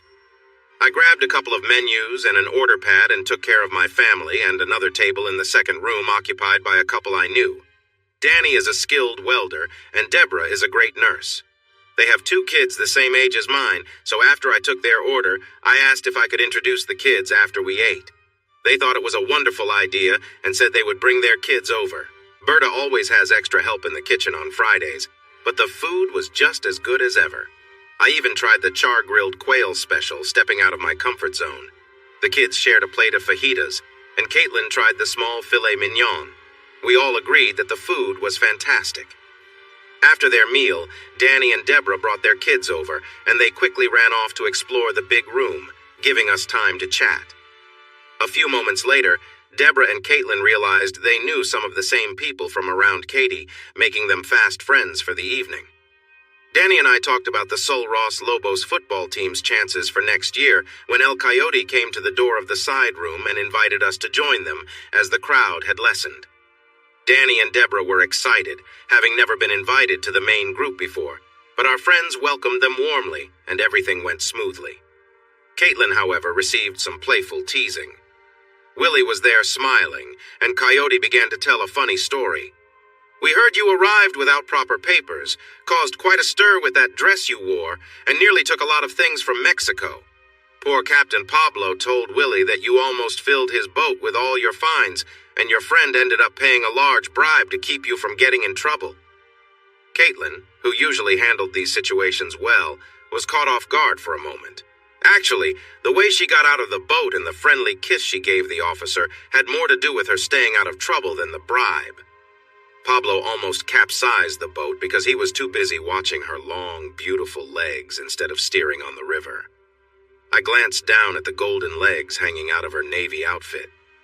Plus, Willie probably got a good look down her off-shoulder dress, which is similar to what she's wearing tonight. You see my point? My offer of a free beer doesn't compare to Caitlin's charm. Caitlin's face turned bright red, and the smiles that had been forming during my talk turned into loud laughs. She quickly regained her confidence and playfully stood up, turning as if she were dancing, and said, "Oh, come on. There's nothing about me that would interest a younger guy like Willie. He probably sees better every day." "Sweetheart, you are exactly why the term MILF was created. Your picture might as well be next to the definition," Toro said, earning nods from our table and even some nearby women. "If your man doesn't start treating you right, just come back here and you'll have plenty of options." While the jokes were flying and Caitlin's confidence was building, Chaparral stepped outside to take a phone call. He returned with a worried look and pointed to me, saying, "Rob, we need to talk. Let's go outside." The table fell silent. "Oh no," Toro said under his breath, and every man pushed their beer towards the center. Caitlin, looking confused, asked, "What's wrong?" With his eyes on the people outside, Toro replied, "Not sure, but Chap called your man Rob. He doesn't use our names unless trouble is around." After hearing the news and feeling frustrated, I took out my phone and made a call I hoped I wouldn't have to. "Remember the favor you owe me?" "We're already on it. I got the word about an hour ago." "Where do you want to meet?" Claude replied. "I don't know yet, but I need to get my family to safety. I might need help moving them." "Not unless you want them in danger. The original plan was for them. You were added later. We can't protect both you and them if they're separated, so they need to stay with you." "Great. I'll need to know more later, but for now, what do you suggest?" "The mountain lair. It's easier to prepare for any issues from the surrounding mountains, and it's nearly impossible for intruders to access except through the road. More importantly, you have a safe place for your family if things get intense." "What do you mean, intense? Who are these people?" "We're not sure, but we think they are a group of hired soldiers instead of cartel members. It's unclear what weapons they have." "Great, this is just fantastic. Do we have time to get to safety?" "From what we heard, it's hard to tell. We think there are two groups, a smaller one that might be scouting and a larger one that's following. They seem to be heading to Study Butte first, so tell everyone to head home and spread the word. If the local militia takes out a few, that would be good, but we don't want anyone to get hurt. Encourage everyone to look out for themselves and each other, but to avoid unnecessary fights." "Okay, Claude, we'll move in an hour. I'll contact the sheriff." "Don't worry about that. I've already spoken to the Brotherhood. The sheriff reached out and mentioned he has some new gear he got through grants that he wants to test. Anyway, grab your lovely wife, your kids, and Duke and head to the fortress. We'll meet you there. You know she's not my wife, let me guess. She's the reason all this trouble is happening, right?" "Yes, she is. But let's be honest, she is your wife in her heart. You never stopped caring for her. She learned the hard way that you are the one she truly cares for, and now she's looking for you. So it's time to stop being upset and take care of your family. We expect you in 3 or 4 hours, but keep me posted and send me a message when you pass Alpine so I can warn the team." Everyone in La Kiva turned to me when I walked back in. The folks and the kids were gathered around the table. "We're on high alert. We don't know how many are out there, but they are well armed and dangerous. Chap, do you have more information?" "The Escamilla cartel hired them, and it looks like Ronaldo is with them. If that's true, they are very sure of themselves. The contract is for 4 people. That's all I know, but I can confirm they are dangerous. I think we should leave if we can, but if we stay, let's stick together for safety." "Saguaro, what's your opinion?" "Plan A. Get out if you can. If you must stay, find safe spots as far away from Rob's place as possible. This isn't an attack, it's more like a targeted hit. Even though Rob won't be there, you're heading to the mountains, right?" I nodded. "Good. They'll likely check his house first and might get hurt there. Then they might head to Fort Davis. I'm sure those were Rob's friends he was talking to, so we should be ready when we get there. Everyone else needs to stay safe." "We? Saguaro, you don't have to get involved. Your friend is my half-brother, and we owe you. So yes, I will be there. I'll drive you in my Hummer, just in case." "My real name is Carl Thompson. I recently retired from the military, and I now help my brother. We can talk more about my mission when we reach the mountains, Rob. Anyway, we need to have a quick meeting, then get to our plan. Berta, you and Rosa should start moving from here and head out. Let me know when you arrive at Presidio, but please keep your location to yourself. Any questions? No? Then let's get moving.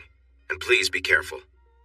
He hugged Rosa and gave her a kiss before she and Berta went into the office. Sol, I'll see you at the general store in an hour. The group began to split up, but I stopped them. They are in two groups, and the smaller one might be close by. They are looking for Caitlin, the kids, and me, so if you stay away from us and my place, you should be fine. If you see them, just act like you don't know where we went after dinner. Go with God, friends, Chaparral prayed, then told me quietly, No need to ask, it has started. Caitlin held on to our two curious kids and asked, Is the contract for 4? Is it Robert? Why? Yes, and I don't know. Let's move. Duke sensed the situation well and led us to the Jeep. We drove through the desert toward the house, staying alert. We saw nothing and he didn't sense any danger, so I turned off the sensors as we approached and turned them back on once we parked behind the house. I parked the Jeep in the garage, quickly opened the other door, and brought out the large drone I had stored there. Caitlin and the kids headed to the house to gather their things, but paused when they saw me. Once the drone was in the middle of the parking area, I called everyone inside. They dashed around collecting their items while I activated the drone and flew it out over the desert and back along the road. The drone hadn't traveled far when the thermal cameras found 6 small vehicles moving quickly through the desert half a mile west of the road. I flew up high to stay hidden and used the low-light cameras to see they were riding ATVs on the flatland. Doss, Grace, and Caitlin stood behind me, watching the control screen. Does anyone know how to fly a drone? I asked. To my surprise, both Grace and Doss did know how, and so did Caitlin. Don't be surprised. Both kids had small drones, and I learned to pilot them. I enjoyed it so much that I got one for myself, and the kids will tell you I'm pretty good at it. Yours works like ours, but it's bigger and has different cameras. I handed the controls to Caitlin and told her to keep the drone flying smoothly above the red figures and to alert me if anyone strays from the group. Doss and Grace stood behind her, watching the screen. I opened the weapons room, grabbed the laptop, and set up the security measures along the southwestern property line. I got my sniper rifle and a BCM Recce 16 AR in case anyone came too close. Duke, come with me, I called as I headed for the sliding door. Dad, they turned and are coming toward us, Doss shouted. I looked over their shoulders and saw them approaching from the southwest, just as I thought they would. A steep granite ridge over 200 feet high and a quarter-mile wide runs from the base of my place to the west. A larger group might try that route, but not 6 people on ATVs. To the east, there are deep canyons, so the road from the south or the desert to the southwest are really their only choices. All right, send the drone back down the road to check if anyone else is coming. Keep it flying above and slightly behind them. I'll be on the patio by the west wall with my sniper rifle. You'll see some flashes, which will show up as red bursts. After that, a series of bright lights will turn on. Let me know if anyone gets past the flashes and where they are. The kids were calm and focused. I couldn't tell if Caitlin was okay or just really still as she held the controller. Are you all right? I asked. She nodded, told me to keep everyone safe, and asked where I wanted her. Stay inside with Doss and Grace. If something happens, lock yourselves in the weapons room and use the laptop to contact Saguaro through the app that looks like a mountain. He will come help you. Be careful, she said firmly. I nodded, opened the sliding door, and stepped outside with Duke. I closed the door behind us and moved quickly to the southwestern corner of the patio near the grills. Duke, sit and be ready. He sat beside me, alert and ready to go. I would be using the Tracking Point precision weapons sniper rifle I bought after attending a shooting event in 2015. Tara Kyle, the widow of American sniper Chris Kyle, used this rifle to win against the reigning champion, who used various military sniper rifles. Miss Kyle used different Tracking Point models and won by a large margin. She made all her shots from positions like lying down, kneeling, and sitting, hitting every target 100%. How did the champion do? He hit 58, 4% of the same targets. In even tougher challenges where they had to aim at targets without being able to see them directly, Kyle managed to hit every shot while her opponent did not hit a single one. That competition sold me on the rifle, and I bought one as soon as I could. I'm not trying to brag, but the rifle I have can hit a target from very far away. I could hear the distant sounds of ATV engines. My rifle was set up for shooting, but I wasn't looking through the scope yet. Caitlin spoke softly from behind me. We came out here to tell you what we see. Good point. We should communicate more openly since we don't have any devices. Please sit on the west side of the picnic table so you're safe from any danger, but I can still hear you. I wasn't thrilled they were outside, but they were right about needing to talk, and they were safe as long as they stayed back and out of sight. I was more worried about how they would react to the loud noises that were coming. Rob, they've slowed down and are moving toward the creek bed and road in a wide V shape. Suddenly, there were loud booms in the air. 3 quick explosions lit up the night sky. I imagined anyone without proper gear would be caught off guard. The riders must have had the right gear to be racing through the desert, so they likely stopped to adjust their eyes after the blasts. I waited and looked for any movement. After a few moments, I took a breath and looked through the scope. I could see 5 bright lights revealing 3 flipped-over ATVs and 3 others with drivers still sitting on them. I aimed at the furthest vehicle and squeezed the trigger gently to let the rifle adjust itself. A green light appeared, and I put a little more pressure before it fired. The man fell off the ATV. I quickly aimed at another distant target. He removed his goggles, revved his ATV, and started moving forward. The rifle fired again, and he flew off the back of the ATV, which then came to a stop.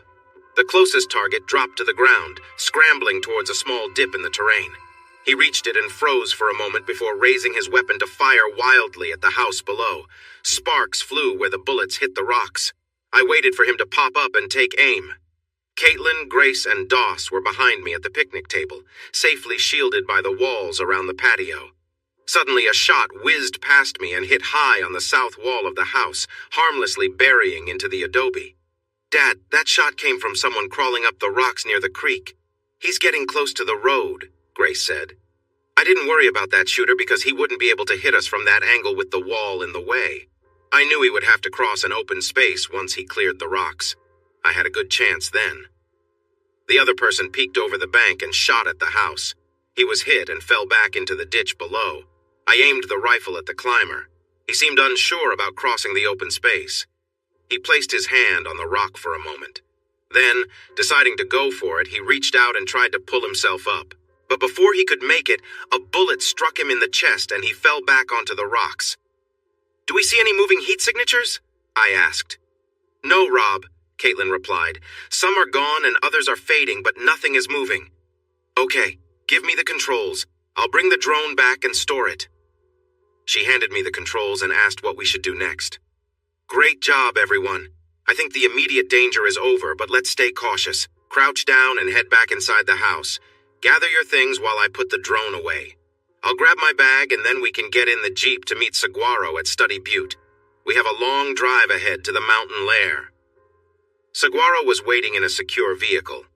He said he would help as needed, but the main group had taken a different route, so he felt we would have a smooth drive through Alpine to Fort Davis and beyond. I asked if he had told the others, and he said that Chap's sources had confirmed the details, so they were ready. The kids were too excited to sleep for the first 40 miles, and they asked lots of questions I couldn't answer. Eventually, they tired out, giving Caitlin and me some time to talk as we drove to Alpine. With the kids asleep, it was Caitlin's turn to ask many questions, and I didn't have the answers. The truth is, Caitlin, I only know that there was a contract out on you and our kids, and then I was included. We don't know who is after us or why, but it seems the Escamilla cartel is involved. Do you have any idea why? No, but I heard Chap mention Ronaldo. When things started to go wrong for their business, I heard Robert warn his lawyer that losing Ronaldo's money would lead to big trouble, and they both sounded scared. The authorities suspect Ronaldo was involved in a money laundering scheme with them. If he took or lost their money, they'll want it back, or else he'd be in serious danger. They sometimes threaten the families of those who betray them too, but I can't see why I would have been included. I didn't know anything about the money issues or any accounts he might have with them. I reported him for stealing a lot of money and for trying to push me into making deals with people and groups that the U.S. considers dangerous. Anyway, I hope we learn more when we get there, but I don't think Ronaldo is behind the trouble with Robert's family, since he hasn't harmed Robert yet. My phone buzzed. Chap said, "That was fast. I assume your family is okay and the others are not?" I confirmed that we were all right, and they were not. He asked, "You activated everything when you left, right?" I reassured him I had. "So, Coyote says you have a lot of propane tanks and twice as many devices set up along the road and around the hill. We will launch our drone when we hear the next group is on your road. Do you want us to send you the video feed or handle it from here? Are you in a secure spot, Carlos?" "We're where we agreed, with good protection on both sides, and we have our dirt bikes, so we're fine. Are you giving us the go-ahead?" "I am, but only if you are completely safe. I can rebuild a house, but you guys are hard to replace." "Okay, but one more thing. Guillermo has the authorities on alert with helicopters too. When your show is over, we're leaving and the legal officials will take over. In the meantime, put your kids and the lovely lady in the safe spot and keep them there. You should go too. Let the experts handle this." "You know me, of course I will." "Sure. Take care, my friend. Same to you, my friends. See you later." We followed SH-17 through Alpine to a road just south of Fort Davis, then turned north on SH-166. State Highway 166 winds through the empty desert between Fort Davis and Valentine. Valentine is mostly a ghost town with about 200 residents and a well-known post office. You can send your Valentine cards there, and they will be stamped Valentine, Texas, and sent to your loved one. This is a large, empty area with little traffic. Fort Davis, both the town and the fort, attract many tourists and history lovers, as does Marfa, but 166 offers less scenery compared to 17, which leads to the world's largest spring-fed swimming pool, or 118, which goes past McDonald Observatory through beautiful forested areas and on to Van Horn. Few people live here because much of the land is owned by people who rarely come to visit, and even more land is hard to reach by car. Silverleaf Ranch is a good example.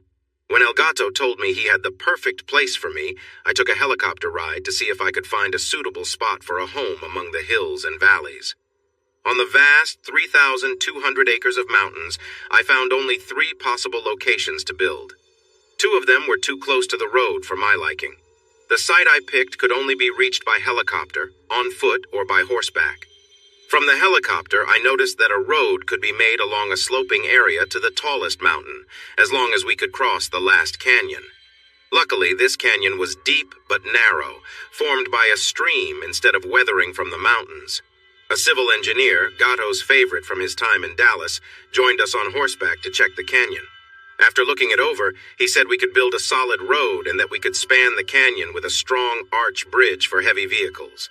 The next day, the 3 of us landed the helicopter on my chosen site to see if I could build a home there as I imagined.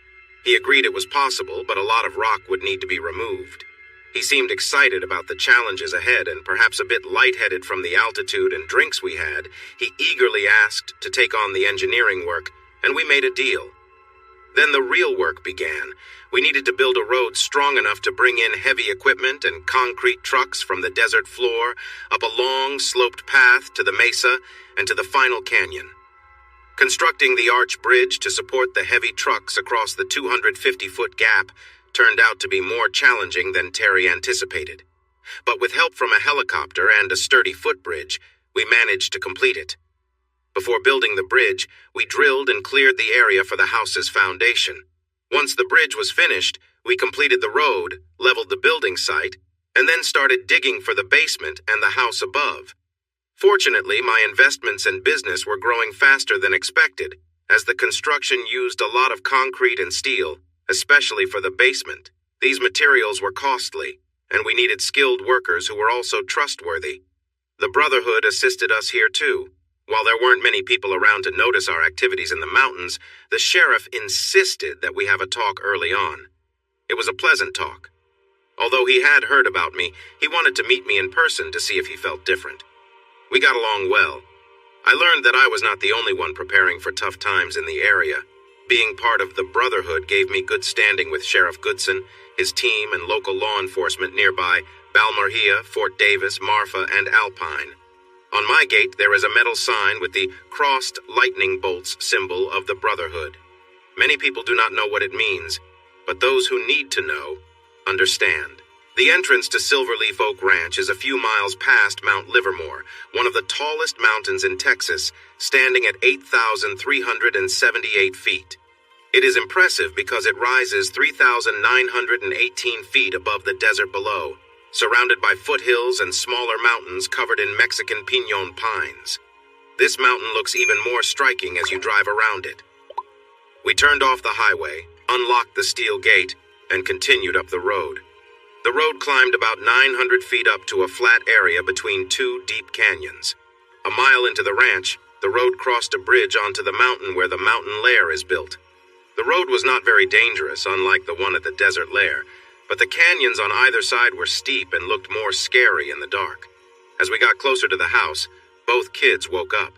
Grace asked, "Where are we?" "This is my other house, the mountain lair. Tomorrow I'll show you around, but for tonight, let's get some sleep, okay?" Caitlin had made sure they wore pajamas for the trip, so they followed me to their bedrooms for the night. We tucked them in and walked back toward the living area. "This is your other house? I hope this is your main house. If you have a nicer place than this, I'll start to think you're involved in something shady." "No, this is home, in a way. I split my time here and at the desert lair. Just so you know, I built this to be very strong against most dangers. That's why the walls are thick, made of reinforced concrete covered with stucco. There is also a safe room that can handle serious threats, and that's where you and the kids will be if we ever need to hide. I can show it to you now, just in case, but we think there is little chance of danger tonight." I led her through the kitchen and into the pantry. I opened a container on a high shelf labeled flour, flipped a switch inside, and the back shelf slid aside to reveal a hidden space. We walked down a slope into a big basement that looked like a game room. There were tables for pool, shuffleboard, and ping pong, along with 2 pinball machines. Couches with coffee tables were spread along the walls. The door to the bunker is hidden here in the basement, disguised as a heating unit. Behind it is a vault door with a combination lock. It opens with a code that changes every day. You have to use this code to open the door from both sides. The bunker can also be accessed from another place, but that keypad is well hidden, and the code is very hard to figure out, even with the right tools. The command center we will use during an emergency is inside the bunker, and the communication ports there are the only way to send or receive information while in a crisis. There is enough food and water for 22 people to last a month, and it has its own power and air systems. The generators and air ducts are well concealed in other areas, so it's unlikely anyone can tamper with them. You'll see all that tomorrow, but I wanted to give you a preview before we try to rest. "Show me inside. I want to see where I might stay for a month with 2 energetic kids." I opened the panel with the hidden tool on top of the heating unit. The vault was open, as it always was when not in use. I stepped inside and waited for her. "This is not what I expected. We have a living room with couches and chairs, 2 big TVs with DVD players, at least a dozen laptops with game controllers, and a library. There is a full kitchen with a walk-in freezer. I assume those are storage areas." I nodded, and she continued to look around. "What's behind the twin steel doors with the biometric locks?" she asked. "The one on the right is the storage area. The left is the other command center." "I see. I also noticed 2 large bathrooms with several showers and toilets. One bedroom that can be an office with a nice bathroom, a smaller bedroom with 2 full beds and a bathroom, and a large room with 12 bunk beds. Your bunker can sleep 22, right?" "That doesn't count the couches. It can be 26 if you do, and up to 36 if we set up air mattresses, but I wouldn't want that many for a month, not enough food." She said she really needed to use the restroom, so I should close the vault door, and then I could show her how to open it. She went into the bathroom in the bedroom and stayed there for several minutes before I heard the flush. Right after that, I could hear the shower running. I pressed the button to close the door and walked back toward the bedroom to meet her. The light went off, so I paused and waited. A lamp switched on in the bedroom, and I heard her call, "Rob?" "Yes, Caitlin? Come in here, please." Curious about what she wanted, I walked into the bedroom and stopped, taken by surprise. She stood there with a look of calm determination. She didn't say much, just gazed at me with a quiet intensity that made the moment feel heavy. It was clear she had something important to share, but the words seemed to escape her. I hesitated for a moment, unsure of how to respond.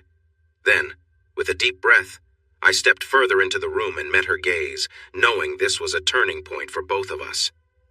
She finally broke the silence, her voice steady but filled with emotion. "If tomorrow is uncertain, I just want to feel connected to you tonight. Can we just be together for now?" I nodded, understanding the need for closeness during such an uncertain time. Without rushing, I joined her, and we held each other, letting the comfort of being together fill the quiet space between us. We spent the night in each other's arms, not needing words. It was a moment of peace in the middle of everything, a brief escape from the uncertainty of what tomorrow might bring. There was no need to rush or push for more. We were simply there, together, and that was enough. Caitlin looked at me with desperation in her eyes, her voice trembling. "I need to be close to you like only you can make me feel." I hesitated, my thoughts clouded with old feelings of betrayal. Why should I? The moment I'm not here, you'll just find someone else. "No," she cried, shaking her head. "I love you. I've always loved only you. I lost my way, but I've come back. Please, just be with me tonight." Though a part of me still felt hurt, I couldn't deny the connection we once had. Slowly, we came together, finding comfort in each other's presence.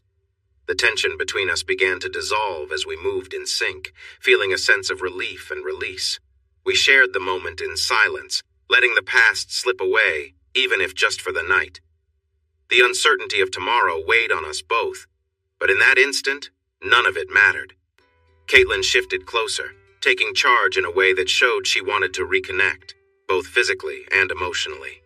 She looked down at me, her gaze soft but determined.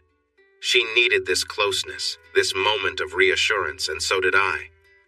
I held her, and for a while everything else faded. The worries, the regrets, the mistakes, all of it seemed distant. For now, we were simply two people finding comfort in each other's arms. As we lay together afterward, she whispered softly, "We were always meant to be, weren't we?" Her words were more a quiet statement than a question, as if she was trying to convince herself as much as me. We both knew that tomorrow might bring challenges, but for now, the closeness we shared was enough to ease the weight of those thoughts. In that moment, we were together, and that was all that mattered. Caitlin let out a cry as she tensed up for a moment, but then relaxed again, collapsing against me, completely exhausted. I gently pulled away, allowing her to rest while I took a moment to clean up. Her breathing was steady as she lay there, lost in the moment. After a few minutes, I returned to her, seeing that she was calm and at peace. I made sure she was comfortable, gently adjusting the pillows and blankets around her. She made a small, sleepy noise but remained still. I leaned in close and whispered softly, "Let's just rest now. It's been a long night." We stayed there together, the room quiet, both of us taking in the stillness. There was no need for words, no need for anything more. We were simply two people who had found a moment of peace after everything that had happened. With the past behind us and the future uncertain, we let the night carry us, knowing that for now, we were together. And that was all that mattered. Every part of her was in sync with me now, moving with purpose and energy. I knew I wouldn't be able to hold on much longer. "Focus on yourself," I urged her quietly, and she did so without hesitation. I lowered myself closer, reaching around her, feeling the intensity of the moment building within both of us. The pressure mounted quickly, and I knew this would be a powerful release. When it finally hit, it was overwhelming. I remember a loud cry escaping from me, followed by a rush of euphoria that seemed to take over everything. It was an intense, almost overwhelming sensation, but then everything went still and peaceful. As we lay there catching our breath, a voice suddenly interrupted the quiet. "Thanks for leaving the comms on, Rob. That was something else. I won't even charge you for this mission if you and the Star agree to sign a waiver for the footage." "Not funny, Claude," I muttered, still disoriented. Claude laughed heartily. "I doubt you can manage anything right now. For a second I thought she might have finished you off, but seriously, are you awake enough to sign that waiver?" "Cut it out," I snapped, more awake now as I quickly pulled the sheet over us. Claude's teasing continued. Okay, enough jokes. This is Carl, by the way. We're about to get things rolling at the other site, and we could use your help. Wrap things up and get moving. Oh, and Rob? No one's going to be looking at you anyway. Caitlin, her face flushed, peeked out from under the covers. Please tell me you weren't watching, Carl chuckled. Of course not. No one would ever want to see that, right? But regardless, Rob needs to get up here. We're expecting contact soon, and we need him ready in about 15 minutes. I shot them a frustrated gesture as I got up and hurriedly dressed. Caitlin, still a bit embarrassed, whispered, I'd come with you, but I think I'll stay under the sheets for now. I nodded and prepared to head out, knowing the next challenge was just ahead. What should I do? Like you have anything they haven't already seen, Princess, if they were really watching. She glared around the room, tossed the sheets aside, made a gesture, and walked confidently into the bathroom. I put on my boots and headed toward the vault door. She came out in a simple outfit wearing sandals with her hair tied back. Wait for me, you need to show me how to open it. She entered the code for the day, and the vault door swung open. We rushed upstairs and through the house to the control room. The battle, as it was, lasted a little more than 8 minutes. The night vision drone showed 3 black vans speeding down the road to the desert lair. They stopped before the curve that led to the creek, and 6 men got out of each van. They set up in a line, rushing toward the creek and the path that ran up the mountain. Chap was in charge of the drone, Coyote managed the firing controls, and Toro handled the explosives that weren't linked to the laser system. Using the drone and the laser security system, they figured out when the enemy crossed the beams, activating the explosives and the hidden machine guns. When Coyote and Toro gave the signals, the explosives closest to the troops went off, and the machine guns fired in quick bursts. The quiet desert night erupted in sound and light when the first explosion went off, followed by the second. The hidden lights turned on, we could hear shouts and saw troops falling to the ground. Another drone flew by and Chap sent his after it, leaving us unaware of what was happening. A short time later, our drone came back, showing the soldiers retreating around the bend, then running to their vans, which quickly drove away. Well, that was quick, Chap said. Looked like a couple were hurt, but if we had waited, the larger explosives would have caused much more damage. Why did they leave? I asked. I'm guessing, but I think their drone spotted that no one was home before we struck. They might settle somewhere for the night, but everyone's got to be ready. They are clearly looking for you, so even though it's almost dawn, they might try again. We will stay alert, but I think tonight is our best chance, Claude replied. Are we all set in Mexico? Everything is falling into place. The last message came in around 1 a.m. Tino confirmed they are ready. Phones are blocked, labeled as a service outage, and Mundo has the mother, wife, and kids ready to leave on his private plane at 9. He collected their phones and won't give them back until we say so. Is everything arranged on your end? We have our team ready, and the sheriff is briefed and prepared, he says. He wants to rush in like a hero with his new gear and big gun. We'll see what happens, but if we have to use the big weapon, there won't be much left. Every group has a downer, and this time it's Guillermo. I'll let him explain. Hey, Willie, what's wrong? I asked, giving him a chance to speak. Guess you noticed the helicopter didn't show up. The boss in charge earlier said it was grounded and wouldn't be joining us. He wouldn't share why, but he said it wasn't his call. That means it came from someone higher up, which means someone above him is working with Escamilla. That could be an issue, Carl said. We shouldn't rely on the sheriff either.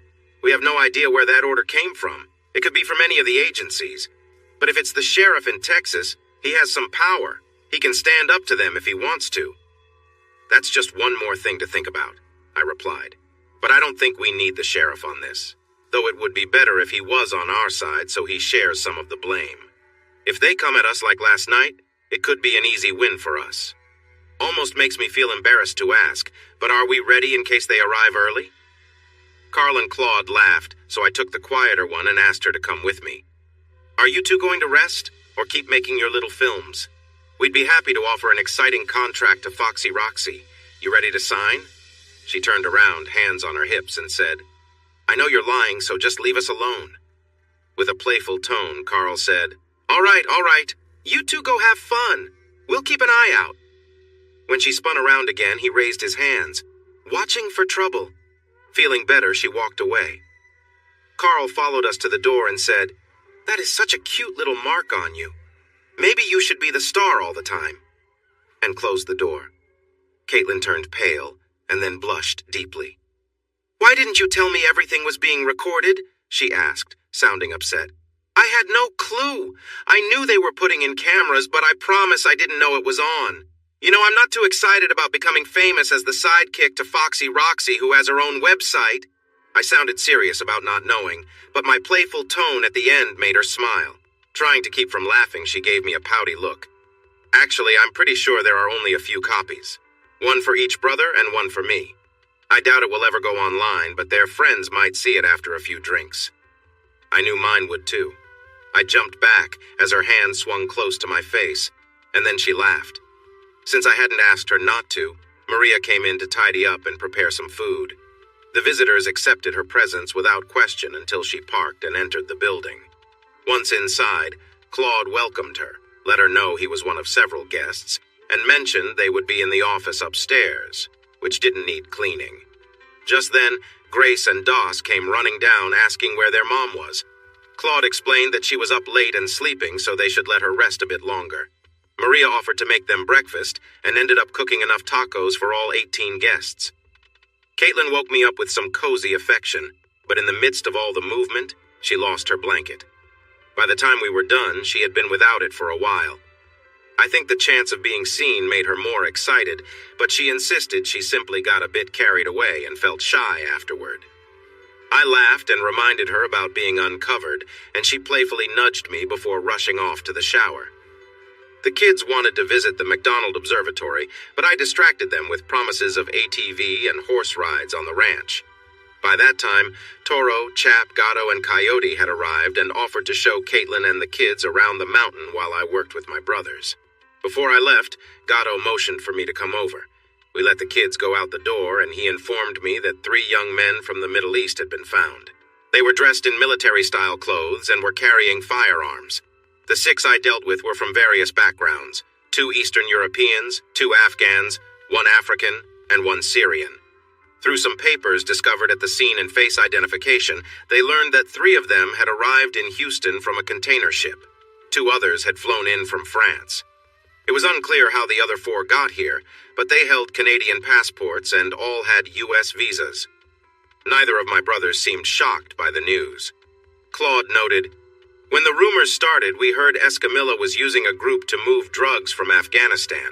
We also learned he wanted to control the drug trade in the U.S. and Canada by managing supplies from Mexico and Afghanistan. Surely he wouldn't be foolish enough to rely on untrained people to try to hurt you." Or maybe he would, Clay speculated. Their plan in the desert seemed poorly thought out. Let's hope they stick to those strategies here. We checked our communication system, making sure the jamming devices, anti-jamming devices, and hacking devices were all working properly. My mountain lair relied mainly on electronic systems, with large batteries and backup generators. I felt uneasy because I couldn't see any weaknesses. There is always a weakness somewhere. I hoped our enemy wouldn't discover it, but I knew I should find someone to test it thoroughly when this is over. Ronaldo isn't the only one who might want to harm me. That's just part of the job. Robert Sr. faced the same challenge. When Caitlin and the kids came back from exploring the mountain, they had received their Humano names. Grace was called La Mariquita, and Dos was El Cabello, which they were excited to explain meant ladybug and stallion. "Great names. What is Mommy's Humano name?" I asked. They shrugged and dashed off to share their new names with Maria. "Ah," said El Chaparral. "I named her La Chica Bonita that first night, but some prefer La Rubia Hermosa." I looked at Caitlin and asked, "Are either of those okay?" She looked curious and replied, "What do they mean?" "They are different ways to say something a bit harsh." I answered with a serious face. Chap and the others quickly corrected me, saying that La Chica Bonita means pretty girl or young woman, and La Rubia Hermosa means beautiful blonde woman. She tried to playfully hit me, but I was too fast. Then she joked to the others, "Since he's no longer a lone man, how about we give him a name that fits?" "Oh, we already have another name for him, El Cabron. It literally means male goat, but it's a playful way to mean troublemaker. You can use that when he acts up, like now." We laughed as we walked back to the kitchen where Maria and her daughter had prepared a delightful Mexican feast. There were large dishes full of enchiladas, a pot of beef stew, a dish of beans, and everything needed for tasty beef tacos. We shared the meal with Carl and Claude, then made sure that everyone at the ready stations had a good meal. Prepackaged food can get dull. I really enjoyed sitting at the northern point, holding the stinger and looking at the sky. It was a clear and pleasantly cool day with lots of animals making noise around us. When I returned, Caitlin and the kids had cleaned everything up, so I told Maria and her daughter they could go home early and take tomorrow off, with pay. They thanked me and were safely escorted to their home in Fort Davis by a couple of bodyguards. While it was unlikely they would be at risk, anyone leaving could be. We settled on the wide terrace beside the pool and hot tub, watching the sun set in a stunning display of orange. I hoped nothing would ruin my mountain lair later tonight. "Would you like to have the talk now?" she asked after the others went to the control room, and Doc took the kids to get ready for bed. They didn't know they would be sleeping in the bunker, and we'd save that for later. "I guess," I replied, "but I'm not sure it matters as much now that you are here with our kids." "Oh, believe me, I'm okay with leaving the past behind and focusing on now. I've lived it, regretted my choices for 5 years, and I still hope to turn back time. But I won't ever hide the truth from you again. Just ask me anything you want to know and I'll answer honestly." "Did you love him? More importantly, do you still love him?" "No, never. Even when I was angry with you and ended up with him, I never loved him. It feels silly to say now, but I always loved only you. You are the only one I have ever truly loved." "Then why did it happen? I heard your explanation at La Kiva, but being mad at me doesn't seem like a good reason to do what you did." "My insurance company and I spent many thousands of dollars on a counselor trying to figure that out over 3 years. A lot of what she said sounded like nonsense, so I will give you a simple version in my own words. I'm an only child who was spoiled by my parents and my partners, especially my husband. I've always received special attention because of my looks. I haven't faced much disappointment, so when you left me for a while, I reacted poorly. That's what she said. I didn't think about the fact that I was the one who urged you to take on more work to earn more money. I only felt lonely and overwhelmed with the kids. I know, only a spoiled person would think and act like I did. It was worse than childish. Our kids would have handled it better. A wiser woman would have talked to you about her worries instead of lashing out about your absence. I wanted everything, and when Robert offered me what I wanted, I made a bad choice. I had to learn the hard way, Rob. That taught me about disappointment, mistakes, and the consequences of my actions, and the difference between being with someone you love and someone who gives you nice things, but doesn't truly care. 5 years ago, I was a selfish, immature girl at 25. I should have been a responsible young woman focused on my children and my loving husband, not just my own loneliness. I'm not that person anymore. I know there are parts of her that you loved, and I want to keep those parts alive and growing. However, the selfishness I have been letting go of bit by bit for nearly 5 years. I don't hear her quiet voice anymore, so I believe she is gone for good. Everyone around me needs to stay alert and let me know if she shows up again. You seem to understand your issues pretty well, so good job to you and your counselor. A few thoughts? Yes, you were a bit spoiled, and I made it worse by trying hard to give you what you wanted and keep you happy. I knew this from the beginning, which is why I called you names like Princess Kate and Queen Caitlin. But you were so sweet, loving, and passionate about our family that I never thought it was a problem. That was my mistake. I should have noticed the signs and not assumed you would talk to me if something was wrong. I also messed up in how I handled your complaints about my absence. Instead of sitting down with you to explain where I was and why, I told you to just deal with it because I was working hard to provide for you. I should have warned you about my worries that Robert was leading the company into risky situations, but instead, I pointed out that his attention to you was more about his jealousy of me. That was foolish. You are beautiful, and he was drawn to you. I not only let you get close to him, but I also encouraged you to do so. There are more things I want to discuss, especially why you decided to find me, but I'm afraid we are running out of time. Just know that I'm not the same man I was back then. You've been here long enough to see the changes in me, and I think you already know, but I want to make it clear. If we get back together and you do something like that again, it won't be me who disappears. Do you understand? Yes, I completely understand. Now, what do you want me to do to get ready for what's coming? We will all be in the bunker for a while. Let's get an update and check on the kids. Good timing, Claude said when he saw me. I just talked to Sheriff Goodson a little while ago. He received a call from someone who claimed to be a general in the Texas Air National Guard. This general warned him that the Guard would be conducting live training exercises in the mountains northwest of town. There might be some loud noises and explosions, but there's no need to worry as it will be far from any homes or people. The sheriff has his new equipment ready, including a large armored vehicle, and he is on his way. Other than that, things are quiet, maybe too quiet. The drones haven't picked up anything, nor have the people watching the roads leading here. Our team is in place and ready, so we are still just waiting. Do you want to activate the early warning system? Sure. Let's do it, Claude. If they're coming, it will be soon. Is the dozer ready? Yep. It's right next to the bridge over the canyon. Carl parked it there with the remote just to check that it works. And it does. What about the Stinger teams? Carl replied. They are in place around the house. I've told them there is a potential air threat, as the sheriff mentioned. Are you all set to move this to the bunker? If the threat isn't coming up the road, we need to be inside. I'll make sure everything is good down there, then I'll call you, and we can move, Carl told Claude, who nodded. Claude used the radio to inform everyone in the field and the house that we were going downstairs, and then worked quickly on getting everything ready. Carl had already left, so I followed. Toro, Chap, Gatto, and Coyote had the kids and Caitlin in the kitchen waiting for me. Since Carl had entered through a different door, I led everyone through the pantry to the basement game room, opened the HVAC panel, guided them inside, and then closed the panel behind us. It was getting late, and the kids should have been tired by now, but they were wide-eyed and alert.